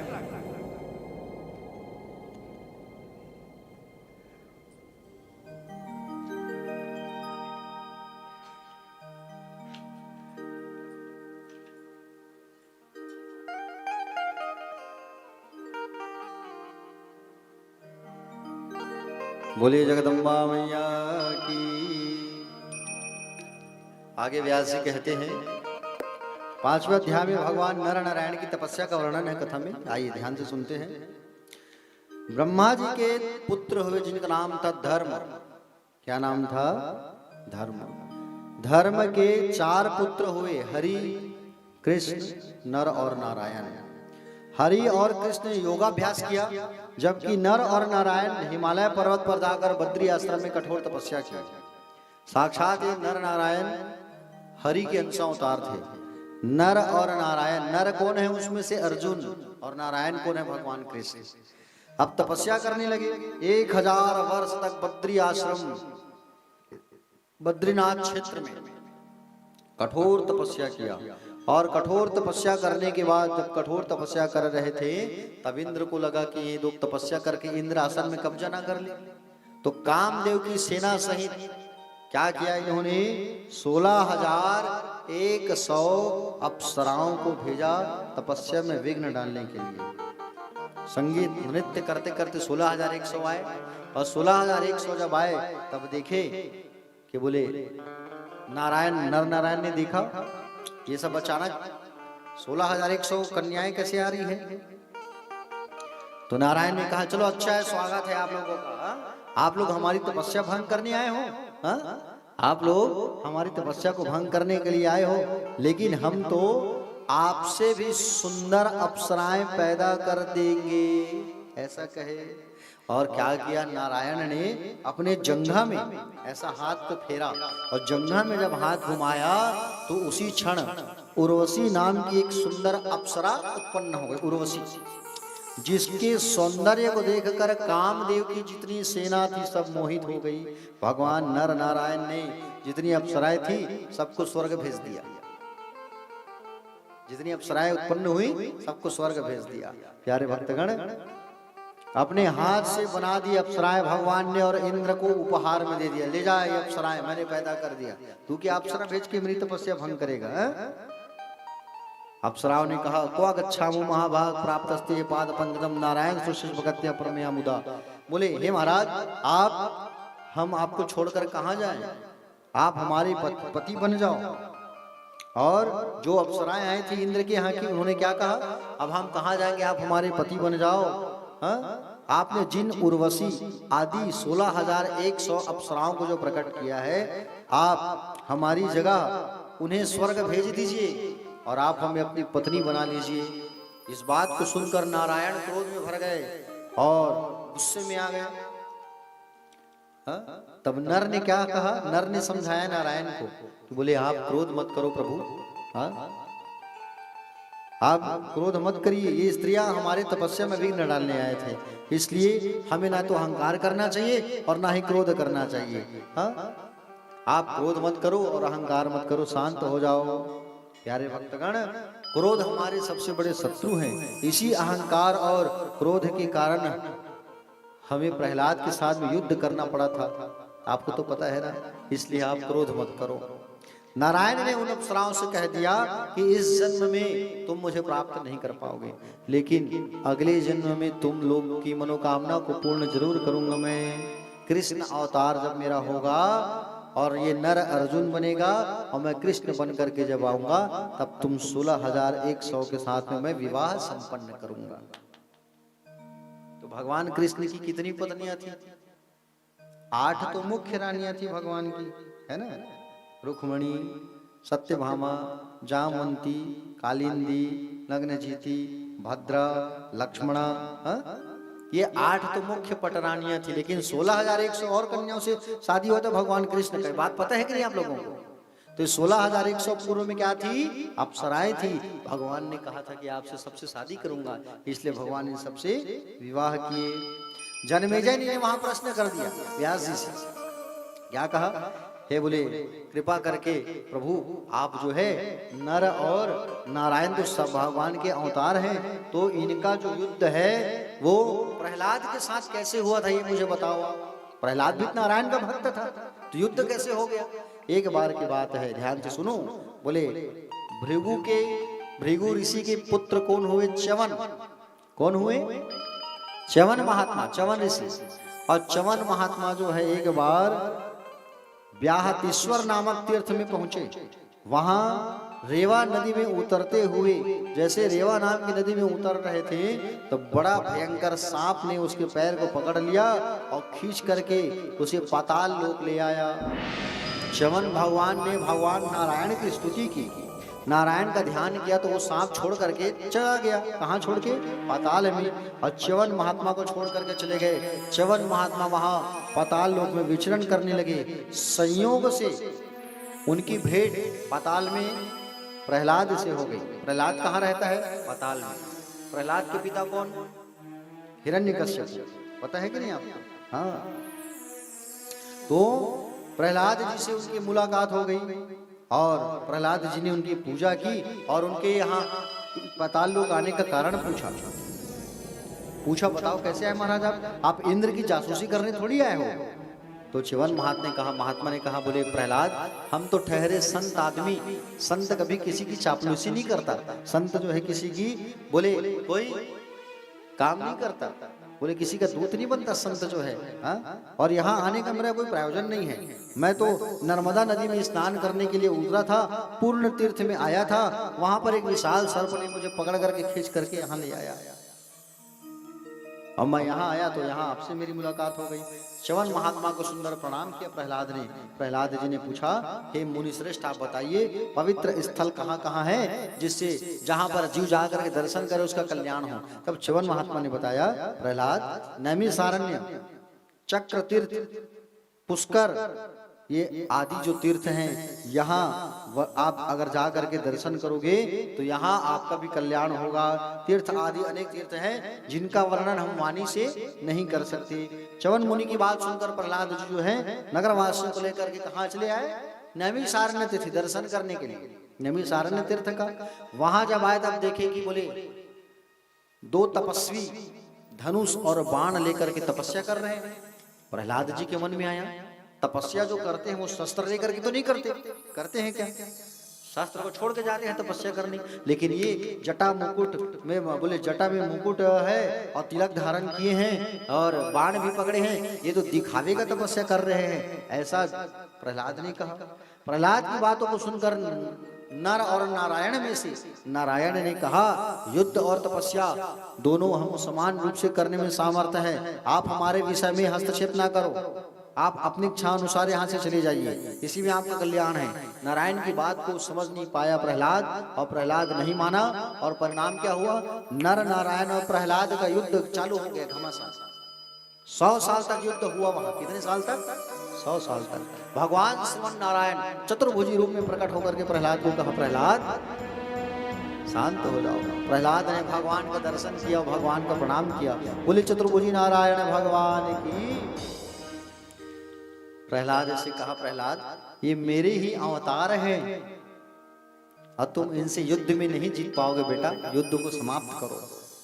तो नर नारायण को सुंदर प्रणाम किया प्रहलाद ने, और युद्ध को वहां विश्राम करके प्रहलाद जी वहां से चले गए। जन्मेजय जी पूछते हैं, हे व्यास जी कृपा करके मुझे, भृगु महाराज भगवान नारायण के परम भक्त हैं, आखिर नारायण ने श्राप क्यों दिया उनको, ये मुझे बताइए।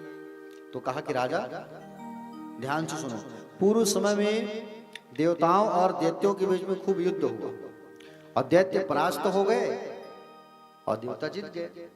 और दैत्य परास्त हो गए तो शुक्राचार्य जी जो है शिव जी की उपासना करने चले गए, और दैत्यों से कहा कि अब युद्ध मत करना, अभी मेरे हाथ तक शांत रहना, मैं शिव जी की साधना करने जा रहा हूँ, और तुम लोगों के लिए मृत संजीवनी मंत्र मांग के लाऊंगा शिव जी से।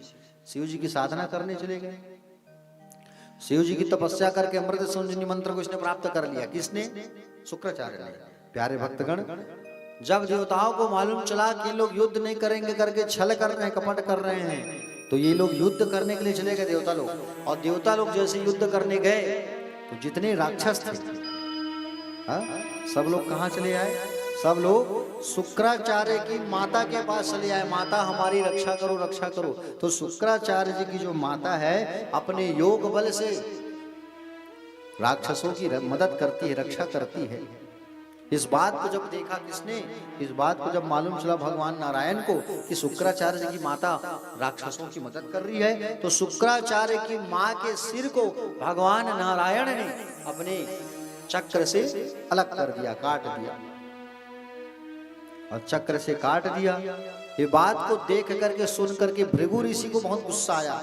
भृगु ऋषि ने श्राप दिया कि तुम्हें श्राप मैं देता हूं। क्या श्राप देता हूं? कि तुम्हें मेरे वंश से मृत्यु लोक में अनेक अवतार लेने पड़ेंगे, और तुम मनुष्य जन्म लेकर बार बार गर्भावास का दुख तुमको भोगना पड़ेगा। ऐसा श्राप दे दिया भगवान नारायण को। श्राप देने के बाद भृगु जी, प्यारे भक्तगण, तप के प्रभाव से अपनी मरी हुई पत्नी को फिर से जिंदा कर लिए। ठीक है, जिससे भृगु महाराज, उनकी पत्नी की सब लोग स्तुति गाने लगे। जन्मेजय ने कहा, हे मुनि श्रेष्ठ, अद्भुत चरित्र करने वाले भगवान विष्णु ने भृगु के श्राप से किस मनवंतर में अवतार ग्रहण किए, ये मुझे बताइए विस्तार से। व्यास जी ने कहा, जिस मनवंतर तथा जिस युग में जैसे जैसे भगवान के अवतरित हुए, अवतार हुए, वो तुमको बताता हूँ। भगवान नारायण ने प्यारे, चाक्षुष मनवंतर में विष्णु का धर्मावतार हुआ। उस समय धर्मपुत्र होकर नर नारायण बन करके धरातल पर विख्यात हुए। वैवस्वत मनवंतर के चतुर्युग में भगवान ने दत्तात्रेय का अवतार लिया। अत्रि ऋषि और अनुसुईया के यहाँ आकर के उन्होंने देव कार्य को सिद्ध किया। इसके बाद उन्होंने चौथे चतुर्युग में 2 रूपों वाला मनोहर नरसिंह अवतार धारण किया भगवान विष्णु ने, और विष्णु जी ने उस समय हिरण्यकश्यपु का उद्धार किया। उसके बाद दैत्यराज बलि का समन करने के लिए भगवान ने वामन रूप धारण किया। चतुर्युग के त्रेता युग में भगवान महर्षि जमदग्नि के यहाँ परशुराम नाम से भगवान ने अवतार लिया। क्षत्रियों का नाश करने वाले उन प्रतापी सत्यवादी जितेंद्रीय परशुराम जी ने पृथ्वी को महात्मा क्षत्रियों से छीन करके परशुराम जी ने पृथ्वी को कश्यप ऋषि को दिया। हे राजेंद्र, मैंने अद्भुत कर्म वाले भगवान विष्णु के पाप नाशक परशुराम नामक अवतार यह वर्णन किया। भगवान विष्णु ने त्रेता युग में रघुवंश में राम जी का अवतार धारण किया। इस प्रकार 28वें द्वापर युग में भगवान ने नर तथा नारायण से अर्जुन तथा कृष्ण का अवतार धारण किया। भगवान अनेक अवतार धारण किए हैं। जन्मेजय जी कहते हैं, हे मुनिवर, आप कृपा करके पहले अपने नर नारायण के आश्रम में आई हुई अप्सराओं की चर्चा की थी। अब उन अप्सराओं का क्या हुआ था, कैसे वो कृष्ण की पत्नियां बनी, ये मुझे सुनाइए। तो प्यारे भक्तगण जन्मेजय की बात को सुन करके कहते हैं कि सुनो, मैं तुम्हें बहुत अच्छी कथा सुनाता हूं। प्यारे भक्तगण, प्राचीन काल की बात है। आइए अब हम सब जो है भगवान श्री कृष्ण की बड़ी प्यारी कथा को हम लोग सुनते हैं। पृथ्वी पर जब कंस का अत्याचार बढ़ चुका था, ठीक है, तो सारे देवताओं ने जाकर के नारायण से प्रार्थना की और नारायण से स्तुति किया, हे प्रभु, ये कंस का अत्याचार तो बढ़ गया, हम क्या करें। नारायण ने सभी देवताओं से कहा, तुम सब चिंता मत करो, आओ हम सब मिल करके माँ भगवती की आराधना करते हैं, माँ जगदम्बा की आराधना करते हैं। और माँ भगवती की इच्छा हुई तो मैं जल्द ही कृष्ण अवतार धारण करूंगा। तो सारे देवताओं ने मिलकर के माँ जगत जननी जगदम्बा जगत धात्री मैया का ध्यान लगाया, स्तुति किया, आराधना की। माँ भगवती प्रसन्न हो गई और भगवती मैया प्रकट होकर के कहती है, क्या कहती है, हे देवताओं, मैं पृथ्वी पर अवतार लूंगी और तुम चिंता ना करो, दुष्ट राजाओं का विनाश करके पृथ्वी का भार को समाप्त करूंगी। मेरे अवतार लेने के पहले कश्यप जी महाराज अपनी पत्नी के साथ देवकी के नाम से अवतरित होंगे और कश्यप ऋषि वसुदेव बन करके आएंगे और पत्नी देवकी के साथ ये आएंगे। उसी प्रकार मैं वहां यशोदा के गर्भ से उत्पन्न होंगी और सारे देवताओं का कार्य मैं सिद्ध करूंगी। कार्य सर्व करिष्यामि सुराणाम कारागृहतम विष्णु प्रापयिष्यामि गोकुले। कारागृह में अवतीर्ण होने वाले भगवान नारायण को मैं गोकुल पहुंचाऊंगी और देवकी के गर्भ से शेष भगवान को खींचकर योग माया से रोहिणी के गर्भ में मैं डालूंगी और मेरी शक्ति से संपन्न होकर के वे दोनों दुष्टों का विनाश करेंगे और मैं कारागृह में आकर के अष्टभुजी का रूप बनाऊंगी और मैं विंध्य पर्वत पर स्थापित विंध्यवासिनी के नाम से विस्थापित हो जाऊंगी। ऐसा सुंदर कहा देवी मैया जो है और वहां से अंतर्ध्यान हो गई। प्यारे भक्तगण, बहुत पहले की बात है, यमुना के तट पर मधुवन नाम का एक बड़ा ही सुंदर जंगल था, वन मधुवन है ना। वहां लवणासुर नाम का एक राक्षस रहता था, दानव लवणासुर, ठीक है। भगवान श्री राम के छोटे भाई शत्रुघ्न ने क्या किया, उसका वध कर दिया और लवणासुर को मारा और मार करके वहां पर सुंदर नगरी स्थापित किया। उस नगरी का नाम क्या पड़ा, मथुरा, ठीक है। क्या नाम पड़ा, मथुरा। मथुरा वृंदावन नाम सुने हो नहीं? हाँ, ये मथुरा पहले क्या था, मधुवन था, जंगल था। लवणासुर राक्षस वहां रहता था। भगवान राम के छोटे भाई शत्रुघ्न ने उनको मारा और मार करके वहां मथुरा नगरी बसाई, राम जी के छोटे भाई ने, तब उस स्थान का नाम पड़ा मथुरा। बाद में वहां पर यादवों ने अधिकार कर लिया। पूर्व काल में ययाति के पुत्र हुए सूरसेन, सूरसेन के पुत्र हुए हैं वसुदेव, ठीक। उस समय वहां के जो राजा थे उसका नाम था उग्रसेन, का नाम था उग्रसेन। उग्रसेन का एक बेटा हुआ जिसका नाम था कंस। कंस बहुत बड़ा प्रतापी पुत्र था, दुष्ट भी था। प्यारे, कंस के अत्याचार से पृथ्वी मैया रोने लगी। कंस जो है यज्ञ होना बंद करवा दिया, पूजा पाठ होना बंद करवा दिया है, और पूजा पाठ होना बंद करवा दिया है, यज्ञ होना बंद करवा दिया है, सत्संग होना बंद करवा दिया है, दुष्ट कर्म करने लगा है। कौन? कंस जो है। प्यारे भक्तगण, कंस जो है छोटी बहन देवकी को, जब देवकी की शादी वसुदेव के साथ में हुआ तो अपनी बहन को कंस जो है विदा करने लगा देवकी को। घड़ियाल आंसू बहा रहा है, दिखावे का आंसू, ताकि लोग कहे कि मैं सुधर गया, और देवकी को विदा कर रहा है, और देवकी को विदा कर रहा है सारथी बन करके। उसी समय आकाशवाणी हुआ, अरे मूर्ख कंस, जिस बहन को तू विदा कर रहा है देवकी, उसी का जो 8वां पुत्र होगा वो तेरा काल होगा। कंस कंस महाभाग देवकी गर्भ संभवा, अष्टमस्तु सुता श्रीमांस्तव हंता भविष्यति, वही तुम्हारा काल होगा। आकाशवाणी को सुन लिया इसने, आकाशवाणी को सुन लिया और उतर करके तलवार निकाल करके देवकी को मारने के लिए दौड़ गया। है देवकी, मार डालूंगा मैं तुझे। तलवार जब निकाला तो वसुदेव जी ने तलवार को पकड़ लिया और कहा, महाराज ये तुम्हारी चचेरी बहन है और ये मेरी पत्नी है। अब पत्नी की रक्षा करना पति का कर्तव्य होता है, और आप इसे मत मारो। आपसे मेरा निवेदन है, सही बात, संतान की एक एक संतान मैं तुम्हें लाला के दे दूंगा। वसुदेव जी की बात को मान करके कंस ने अपनी बहन को मारने का विचार छोड़ दिया। इस प्रकार देवकी जी के 6 संतान हुए। प्रतिज्ञा के अनुसार वसुदेव जी ने कंस को लाला के दे दिया, और कंस 6 बच्चों को मारते गया, एक एक करके 6 बच्चों को मार दिया। 7वां संतान जो आया देवकी मैया के गर्भ में, तो गर्भ के बालक को खींच करके रोहिणी मैया के गर्भ में डाल दिया। किसने? माँ जगत जननी महामाया ने डाला, और महामाया मैया ने उस गर्भ को डाल दिया खींच करके रोहिणी के गर्भ में, और वही बलराम जी के नाम से प्रसिद्ध हुए।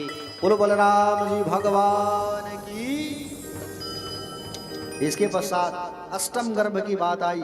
अष्टम गर्भ में साक्षात जगतपति भगवान नारायण देवकी माँ के गर्भ में आ गए।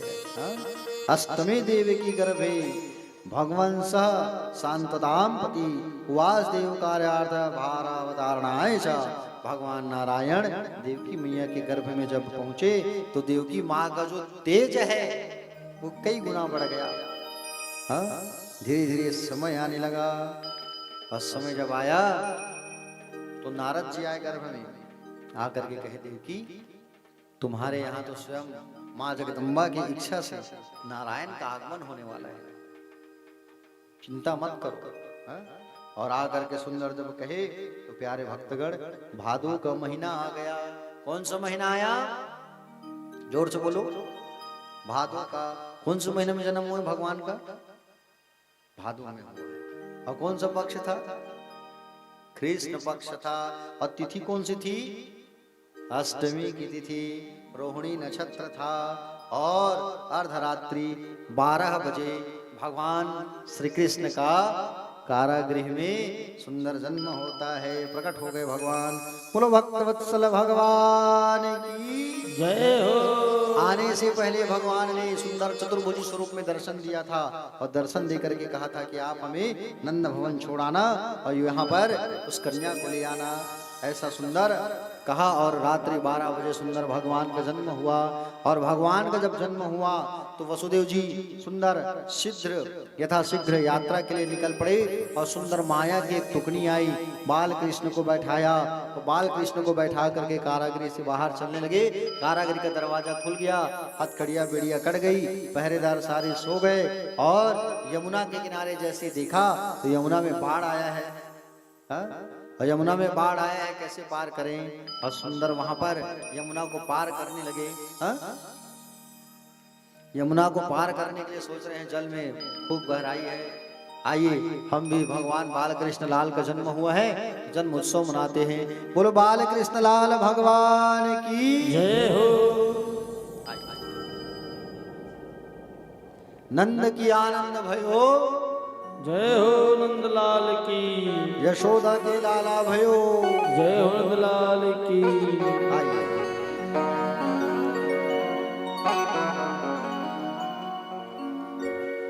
बिकट कहरी जी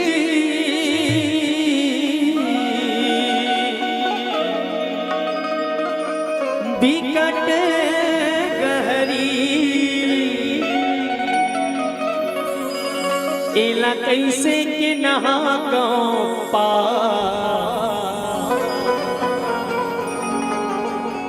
कि यमुना बिकट गहरी।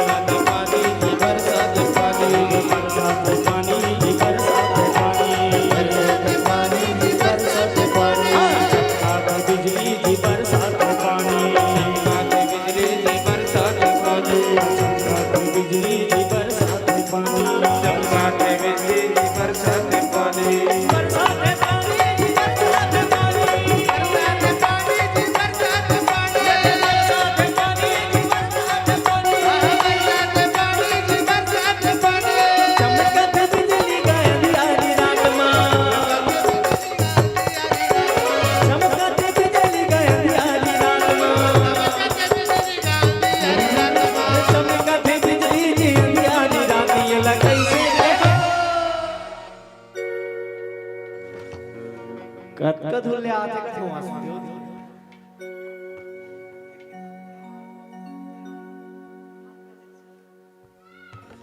हाथी घोड़ा पाल की, अरे हाथी घोड़ा पाल की, ये कैसे के, ये कैसे के, ये कैसे के नहा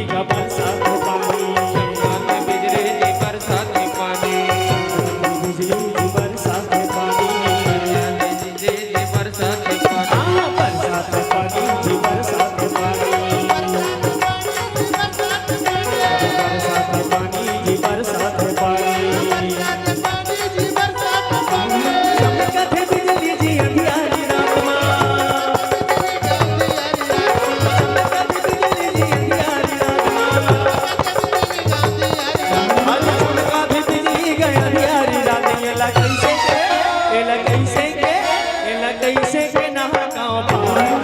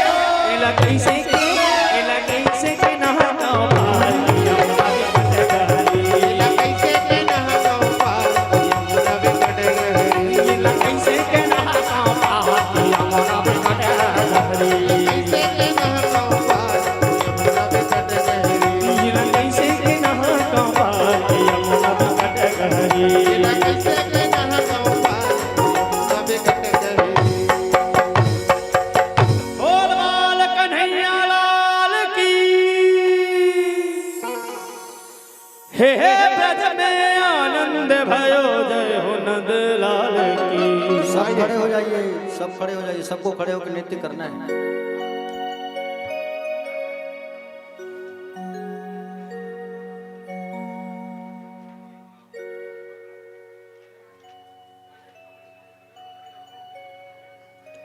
जय यशोदा लाल की, जय हो नंद लाल की, अरे जय हो नंद लाल की, जय कन्हैया लाल की। हे ब्रज में आनंद भयो जय हो नंद लाल की।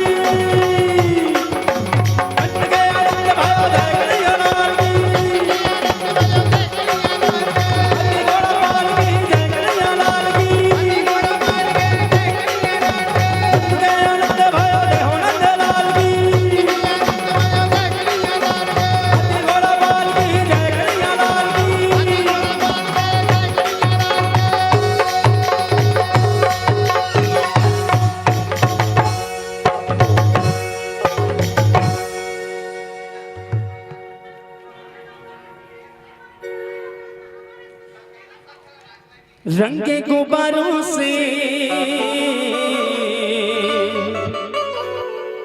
मंडप सजाया है, मावे मिश्री का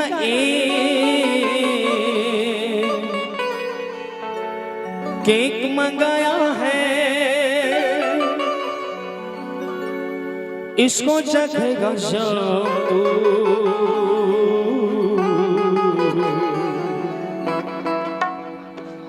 हम सब बोलेंगे हैप्पी बर्थडे टू यू। और निवेदन है सब लोग बढ़िया दोनों ताली बजा के दोनों हाथ उठा करके क्या बोलना है? राधे राधे। रंग के गुब्बारों से मंडप सजाया है, मावे मिश्री का केक मंगाया है, इसको चखेगा शाम तू। हम सब बोलेंगे हैप्पी बर्थडे टू यू, बोलेंगे हैप्पी बर्थडे टू यू, बोलेंगे हैप्पी बर्थडे टू यू, बोलेंगे happy birthday to you, happy birthday to you, भैया happy birthday to you, happy birthday to you. रंग गुब्बारों से मंडप सजाया है, मेवा मिश्री का केक मंगाया है, इसको चखेगा शाम तू। हम सब बोलेंगे हैप्पी बर्थडे टू यू, बोलेंगे हैप्पी बर्थडे टू यू, सब बोलेंगे हैप्पी बर्थडे टू यू, सब बोलेंगे happy birthday to you, happy birthday to you, भैया happy birthday to you, happy birthday to you, भैया हैप्पी बर्थडे टू यू।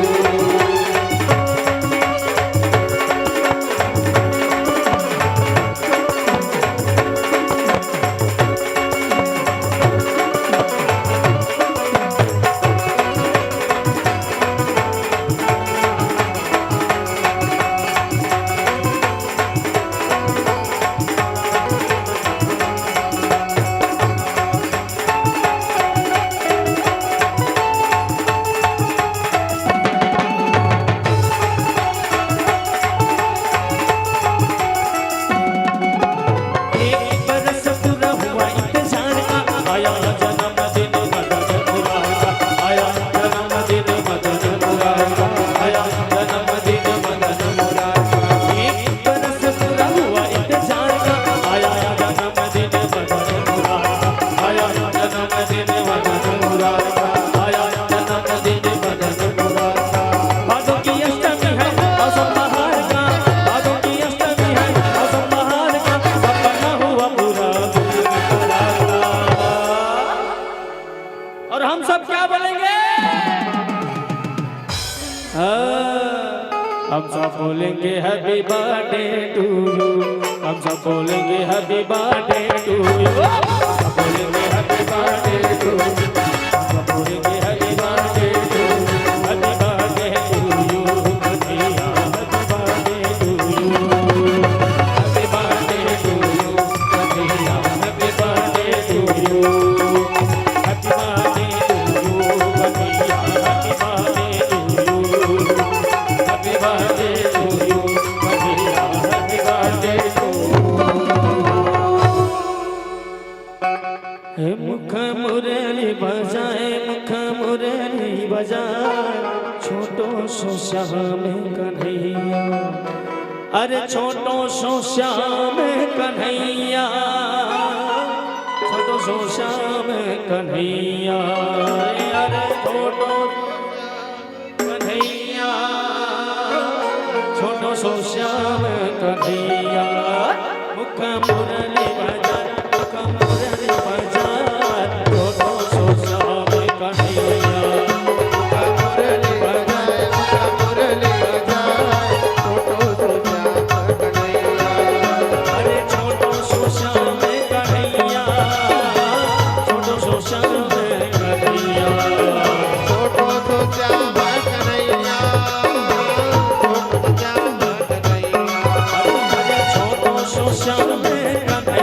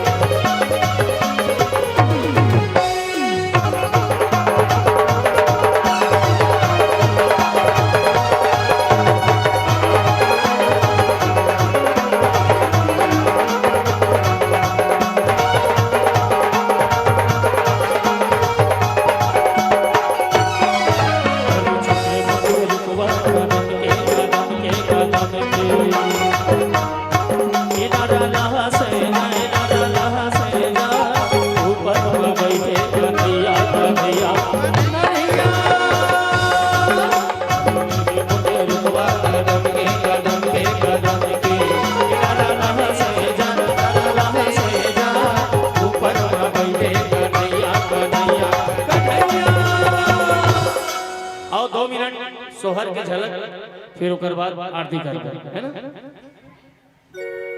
अरे डिग डिगा बो डिगा डिगा डिगा कान्हा ला झोला लेबो दम मई पिला डिगा डिगा बो डिगा डिगा डिगा कान्हा ला झोला लेबो दम मई पिला डिगा डिगा बो डिगा डिगा डिगा कान्हा ला झोला लेबो दम मई पिला डिगा बो डिगा डिगा डिगा कान्हा ला लेबो दम मई पिला जम मई पिला भैया जम मई पिला जम मई पिला भैया जम मई पिला जम मई पिला भैया जम मई पिला मई पिला भैया जम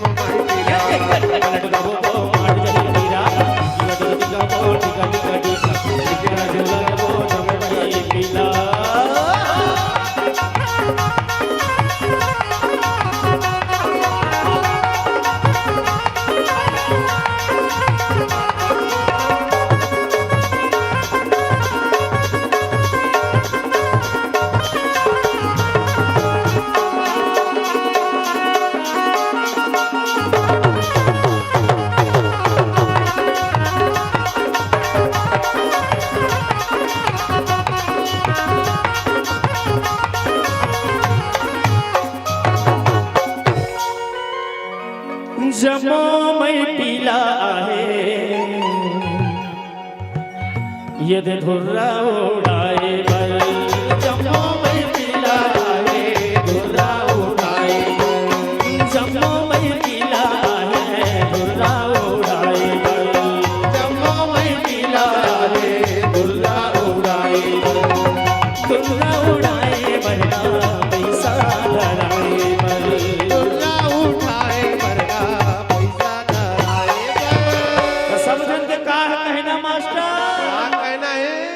ये जिंदगी के नहीं है दीवाना ना हर गंगा ले लेते रे जोड़ी ना हर गंगा ले लेते ना ये जिंदगी के नहीं है दीवाना ना हर गंगा ले लेते रे जोड़ी ना हर गंगा ले लेते ना माया माया के नहीं है ठिकाना माया माया के नहीं है ठिकाना माया के नहीं है ठिकाना माया माया के नहीं है ठिकाना मेला मेला देखा तुम्हें जोड़ी मेला मेला देखा क्या ये जिंदगी के नहीं है ठिकाना ना हर गंगा ले लेते जोड़ी ना हर गंगा ले लेते ना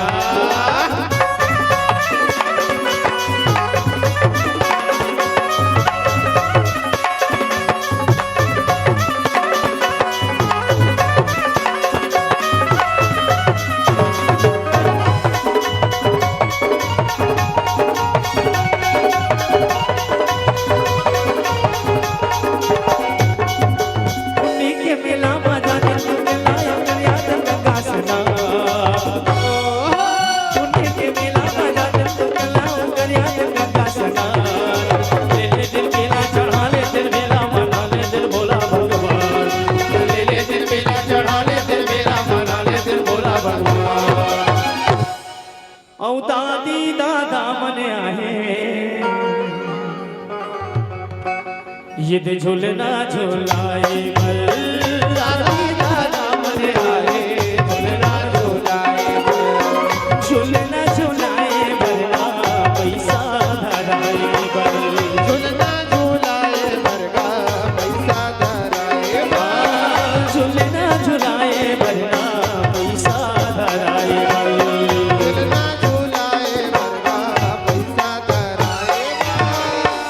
कर मन के कहना का है भैया कहना है भैया बता दीजिए ला ला ला ला ला ला ला ला ला ला ला ला ला रे ला ला ला रे ला ला ला ला ला ला ला ला ला ला ला ला ला ला ला ला ला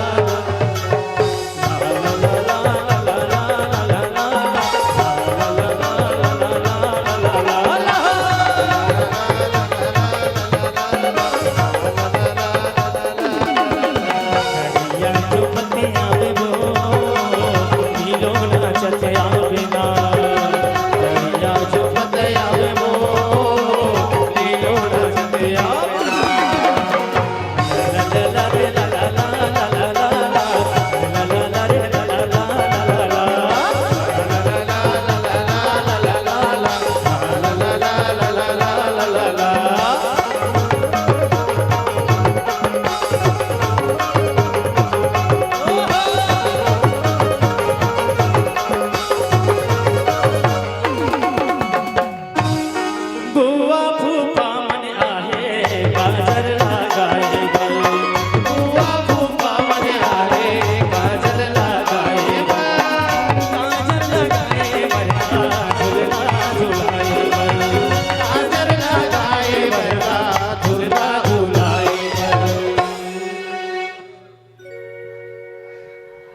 अब बुआ मन के कहना का है भैया,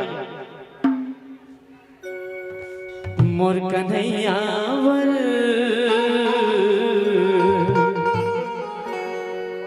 काजर लेना है जी,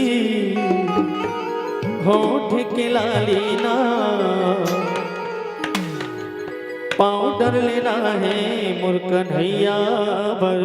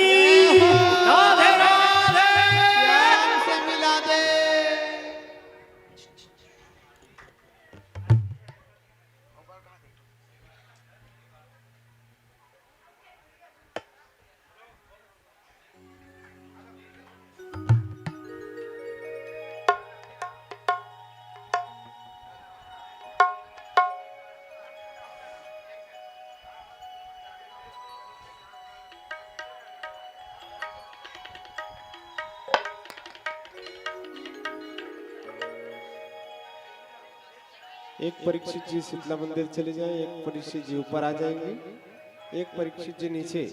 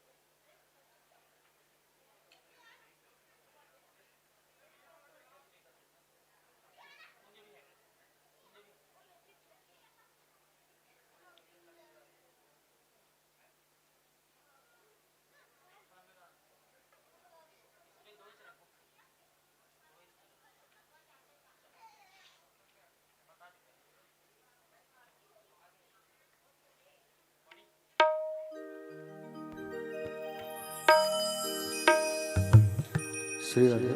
आइए पहले हम लोग बाल कन्हैया की आरती करते हैं, उसके पश्चात माँ जगदम्बा की आरती होगी। 2 आरती होगी। बोलिए जगदम्बा मैया की जय, भगवती मात की, माया मैया की।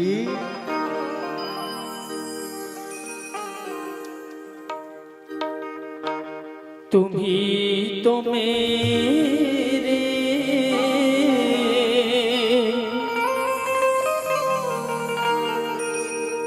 माता पिता हो,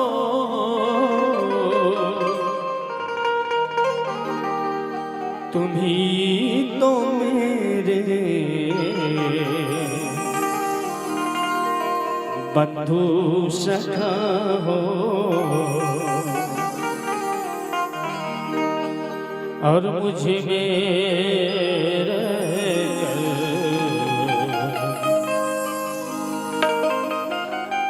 मुझे से पर्दा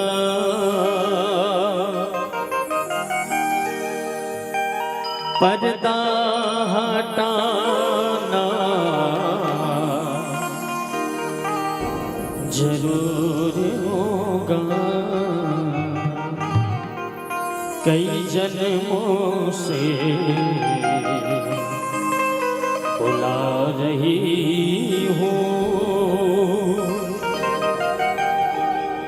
कोई तो रिश्ता जरूर होगा।